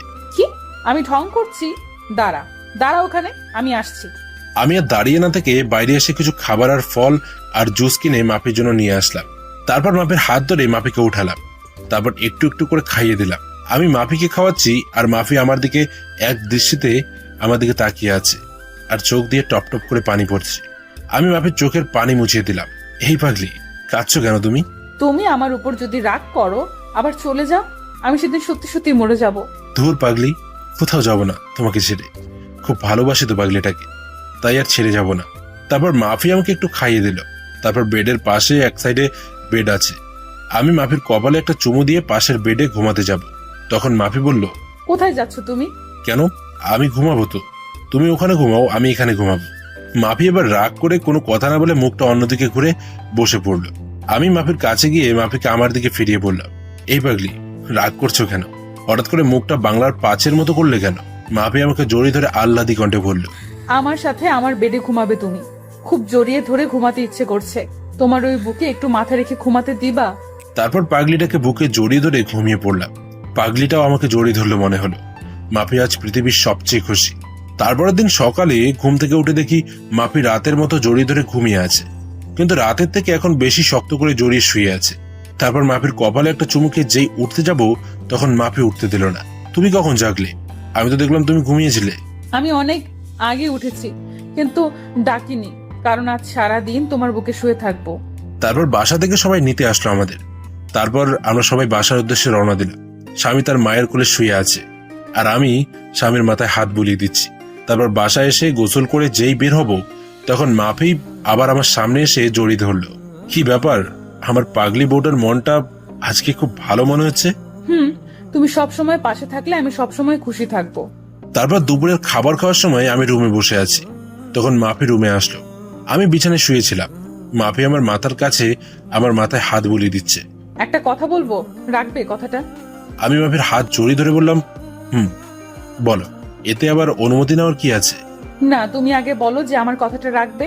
আচ্ছা ঠিক আছে, তোমার কথা বলো এবার। চলো নিচে চলো, আজ সবাই একসাথে বসে লাঞ্চ করব। আমি মাফির কথা শুনে ফিক করে হেসে দিলাম। এইটুকু কথা বলবে তাও আবার এত ভয় পাচ্ছ? আচ্ছা তোমার কথা রাখবো, তবে একটা শর্ত আছে। তুমি যদি শর্তটা মানতে পারো তাহলে সবাই একসাথে লাঞ্চ করব। বলো কি শর্ত তোমার? এখন আমাকে গুনে গুনে 20টা পাপ্পি দিতে হবে, তারপর আমি লাঞ্চ করব। আর যদি না দাও তাহলে আমাকে আবার কষ্ট করে বাইরে লাঞ্চ করতে যেতে হবে। আমার কথা শুনে মাফি লজ্জায় মাথা নিচু করে ফেললো। যা দুষ্টু, ওটা আমি দিতে পারবো না, কেউ দেখে ফেলবে। না, কেউ দেখবে না। আর যদি নাও দাও তাহলে যাই বাইরে থেকে লাঞ্চ করে আসি। তাই বলে আমি যেই উঠতে যাব তখনই মাফি আমাকে বিছানায় ধাক্কা দিয়ে ফেলে দিল আর আমার বুকের ওপর শুয়ে 4 ঠোঁট এক জায়গায় করে দিল। এভাবে কতক্ষণ ছিলাম জানি না, তবে আমার বেশ ভালো লাগছিল। তাই আমি মাফির 2 গালে হাত দিয়ে আমার কাছে টেনে নিলাম। মাফি আমাকে ছেড়ে দিয়ে যে চলে যাবে তখন আমি মাফির হাত ধরে আবার আমার বুকের ওপর নিয়ে আসলাম। মাফি এবার আমার গলা জড়িয়ে ধরে আমার বুকে শুয়ে পড়ল। এই, আমরা হানিমুন করতে যাব না? ঢং দেখলে বাঁচি না, বুড়ো বয়সে হানিমুন তোমার বের করছি, দাঁড়াও। তাই বলে মাফি আমাকে মারতে থাকলো। কি, আমি বুড়ো? তাহলে তুমি আমার সুইট বুড়ি বউ। না, তুমি বুড়ো হয়ে গেছো। আচ্ছা ঠিক আছে, এই বুড়োর সাথে তোমার থাকতে হবে না, আমি আবার চলে যাব। আগে আমি আর স্বামী যেখানে থাকতাম। মাফি আমার কথা শুনে আমাকে এবার শক্ত করে জড়িয়ে ধরে কান্না করে দিল। না, তুমি কোথাও যাবে না, তোমাকে আমি কোথাও যেতে দেব না। তুমি চলে গেলে এবার আমি সত্যি সত্যি মারা যাব। চুপ পাগলি, মরার কথা আর একবারও যেন না শুনি। তুমি কি ভেবেছ এই 5টা বছর তোমার কাছ থেকে দূরে সরে খুব খুশি ছিলাম, তাই না? তোমার কথা প্রচুর মনে পড়তো, খুব কষ্ট হতো তোমার আর মা বাবার কথা মনে পড়লে। তাহলে তুমি এইমাত্র বললে আমাকে ছেড়ে চলে যাবে? না, তোমাদের ছেড়ে আমি কোথাও যাব না। চলো নিয়ে চলো, সবাই অপেক্ষা করছে আমাদের জন্য। তারপর নিচে এসে সবাই একসাথে খেতে বসলাম। মাফি স্বামীকে খাইয়ে দিচ্ছে। কতদিন পর বাড়ির রান্না করা খাবার খেলাম। খাওয়া শেষে উঠতে যাব তখন বাবা বলল, আলমগীর, তুমি কি ঢাকায় চলে যাবে নাকি এখানে নিজেদের ব্যবসা দেখাশোনা করবে? না বাবা, আমি আর ঢাকা যাব না, এখানে নিজেদের ব্যবসা দেখব।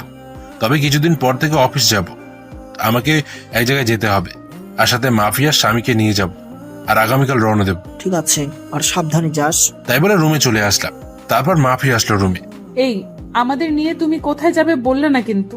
কেন, সেই সময় বললাম তো হানিমুনে যাব, আর খুব গুরুত্বপূর্ণ একটা কাজ আছে ওখানে। কি এমন গুরুত্বপূর্ণ কাজ যে আমাকে বলা যাবে না? সময় হলে সবই জানতে পারবে। তারপর দিলাম একটা ঘুম থেকে উঠে মাফিকে বললাম গুছিয়ে নিতে, আজ আমরা ঘুরতে যাব। মাফি এতগুলো খুশি হলো আর বলল, আচ্ছা আমি কোন শাড়িটা পরবো? তুমি একটা কালো রঙের শাড়ি পরবে, আর স্বামীকে একটা কালো রঙের পাঞ্জাবি পরিয়ে দেবে, আর আমিও একটা কালো রঙের পাঞ্জাবি পরবো। সবাই একসাথে ম্যাচিং করে ড্রেস পরে বাইরে বের হব। তখন মা সামনে আসলো। বাহ, খুব সুন্দর লাগছে তোমাদেরকে, আমারই নজর লেগে যাচ্ছে। তারপর আমরা বাইরে বের হয়ে একসাথে হাঁটতে থাকলাম। স্বামী মাঝখানে হাঁটছে, আর আমি আর মাফি দুপাশে স্বামীর হাত ধরে হাঁটছি। রাস্তায় সবাই যেন কিরকম ভাবে আমাদের দিকে বারবার তাকিয়ে আছে। এভাবে কিছু দূর যাওয়ার পর আমার কিছু পুরনো বন্ধুদের সাথে দেখা হলো। তাদের কাছে গিয়ে দাঁড়ালাম। সব শালারা আমার দিকে তাকিয়ে আছে। এই শালা, এভাবে কি দেখছিস? তারপর তাদের থেকে বিদায় নিয়ে একটা ফুচকা হাউজে ঢুকে 2 প্লেট ফুচকা অর্ডার করলাম, আর স্বামীর জন্য জুস কিনলাম। তারপর হাঁটতে হাঁটতে বাসায় চলে আসলাম। রাতে একসাথে খাবার খেয়ে রুমে চলে আসলাম। কিছুক্ষণ পর মাপি স্বামীকে কোলে করে নিয়ে বিছানায় ঘুম পাড়িয়ে দিল। তারপর আমি শুয়ে পড়লাম। মাপি স্বামীকে একপাশে রেখে মাপি মাঝখানে চলে আসলো, আর আমার বুকে মাথা রেখে শুয়ে পড়ল। তারপর কিছুক্ষণ গল্প করে ঘুমিয়ে পড়লাম। সকালে উঠে দেখে মাপি আমার বাম সাইডে আর স্বামী ডান সাইডে আমাকে শক্ত করে জড়িয়ে ধরে শুয়ে আছে, আর শুধু দুষ্টুমি করছে। তারপর ফ্রেশ হয়ে মাপিকে বললাম ব্যাগপত্র গুছিয়ে নিতে। সকাল 10টায় গাড়ি, তাই তাড়াতাড়ি বাস স্ট্যান্ডে গিয়ে বাসে উঠে পড়লাম। আমরা কোথায় যাচ্ছি একটু বলবে? আমরা সবাই কক্সবাজারে যাচ্ছি। তারপর মাফি আমার কাঁধে মাথা রেখে আমায় জড়িয়ে ধরে ঘুমিয়ে পড়ল, আর স্বামী আমার কোলে ঘুমোচ্ছে। আমরা ভোর 6টার সময় চিটাগাংয়ে পৌঁছালাম। তারপর মাফিকে ডাকলাম। তারপর বাস থেকে নেমে একটা রিক্সা নিয়ে সোজা চলে আসলাম সেই চায়ের দোকানে, যেখানে ঠিক 5 বছর আগে একটা বাচ্চা ছেলে নিয়ে এসেছিলাম। দোকানের কাছে গিয়ে দেখলাম চাচা এইমাত্র দোকানটা খুললো। আমি গিয়ে চাচাকে জড়িয়ে ধরলাম। চাচা আমাকে দেখে খুশিতে জড়িয়ে ধরলো। তারপর স্বামী আর মাফিকে ডাক দিলাম। চাচা দেখেন তো চিনতে পারেন কিনা। চাচা ভালো করে দেখলো, কিন্তু স্বামীকে চিনতে পারছেন। চাচা, আমার সেই ছোট্ট ছেলে যাকে আপনি আশ্রয় দিয়েছিলেন। তারপর চাচা স্বামীকে কোলে তুলে নিয়ে খুশিতে কান্না করে দিল। তারপর সবাই মিলে চাচার বাসায় আসলাম। আজ অনেকদিন পর এই রুমে প্রবেশ করলাম। চাচা, তনিমার খবর কি? তনিমা ভালো আছে তো? ভালো আছে, সবাই ভালো আছে। তুমি একটু বসো, তনিমাকে ফোন দিয়ে বলছি যে তোমরা এসেছো। তারপর চাচা তনিমাকে ফোন করে বাইরে চলে গেল কিছু খাবার আনতে। এই তনিমাকে আর তুমি তাকে কিভাবে চিনো? তনিমা হচ্ছে এই চাচার মেয়ে, আর সেই আমাদের স্বামীকে 1 বছর স্বামীর নিজের মায়ের মতো আদর যত্ন করে বড় করেছিল। তারপর এক এক করে মাফিকে সবকিছু বললাম। তারপর চাচা নাস্তা নিয়ে আসলো। কিছুক্ষণ পর তনিমা হাঁপাতে হাঁপাতে রুমে প্রবেশ করলো, আর তনিমা স্বামীকে দেখে কোলে তুলে পাগলের মতো চুমু দিতে লাগলো। কেমন আছেন আপনি? আর এইটা কি সেই মাফি ভাবি? আমরা ভালো আছি। আর এই হচ্ছে স্বামীর আম্মু। তারপর মাফি তনিমার সাথে কিছু কথা বলে সবাইকে বিদায় দিয়ে আমরা আবার গাড়িতে করে চলে আসলাম কক্সবাজারের উদ্দেশ্যে। তারপর আমরা একটা হোটেল নিলাম। হোটেলে গিয়ে একটু ফ্রেশ হয়ে নিলাম। এখন রাত হয়ে গেছে, আর জার্নি করে শরীর একদম ক্লান্ত, তাই আর সমুদ্রের পাড়ে যায়নি। হোটেলে শুয়ে আছি, স্বামী ঘুমিয়ে পড়েছে। তারপর মাফি ফ্রেশ হয়ে এসে আমাকে জড়িয়ে ধরে শুয়ে পড়লো। এই আমার আর একটা জিনিস চাইবো, দিবে? দেবো না কেন? আমার সবকিছু তো এখন থেকে তোমার, তাহলে এখানে অনুমতি নেওয়ার কি আছে? আমাকে আরেকটা বাবু এনে দিবা, স্বামীর জন্য আরেকটা বোন দরকার। কিন্তু স্বামীর মতো যদি সেও ওরকম অবহেলা পায় তাহলে তো আমি সহ্য করতে পারবো না। মাফি এবার আমার বুকের ওপর থেকে নেমে পড়লো, আর অন্যদিকে মুখ করে কান্না করছে। আমার লক্ষ্মী বউটা রাগ করলো। আরে আমি তো তোমার সাথে মজা করছিলাম। এই পাগলি, রাগ করছো কেন? আমি তোমার সাথে তো ফান করলাম। আচ্ছা ঠিক আছে, একটা না, পুরো কাবাডি খেলার টিম তৈরি করব, ঠিক আছে? মাফি এবার আমার দিকে ফিরে পড়লো। প্লিজ, তুমি আর পুরনো কথা বলো না। খুব কষ্ট হয় সেই পুরনো কথা মনে পড়লে। আর কখনো বলবে না ওইসব কথা। এবার আমি মাফিকে টেনে নিয়ে জড়িয়ে ধরলাম। আচ্ছা, স্বামীর জন্য একটা বোন নিয়ে আসতে হলে তো অনেক পরিশ্রম করতে হবে। যা দুষ্টু, তোমার কোনো লজ্জা নেই। পাঠক পাঠিকারা তো সব দেখে ফেলবে। আগে লাইটটা নিভিয়ে আসো, নইলে সবাই আবার দেখে ফেলবে। ভাইয়া ও আপুরা, এখন আমরা স্বামীর জন্য একটা মিষ্টি বোন নিয়ে আসতে যাচ্ছি। আপনারা এবার চোখ বন্ধ করেন, নইলে আবার আমার পাগলি বউটা লজ্জা পাবে। আপনারা ভালো থাকবেন, সুস্থ থাকবেন। আজকের মতো বিদায় নিচ্ছি, ধন্যবাদ।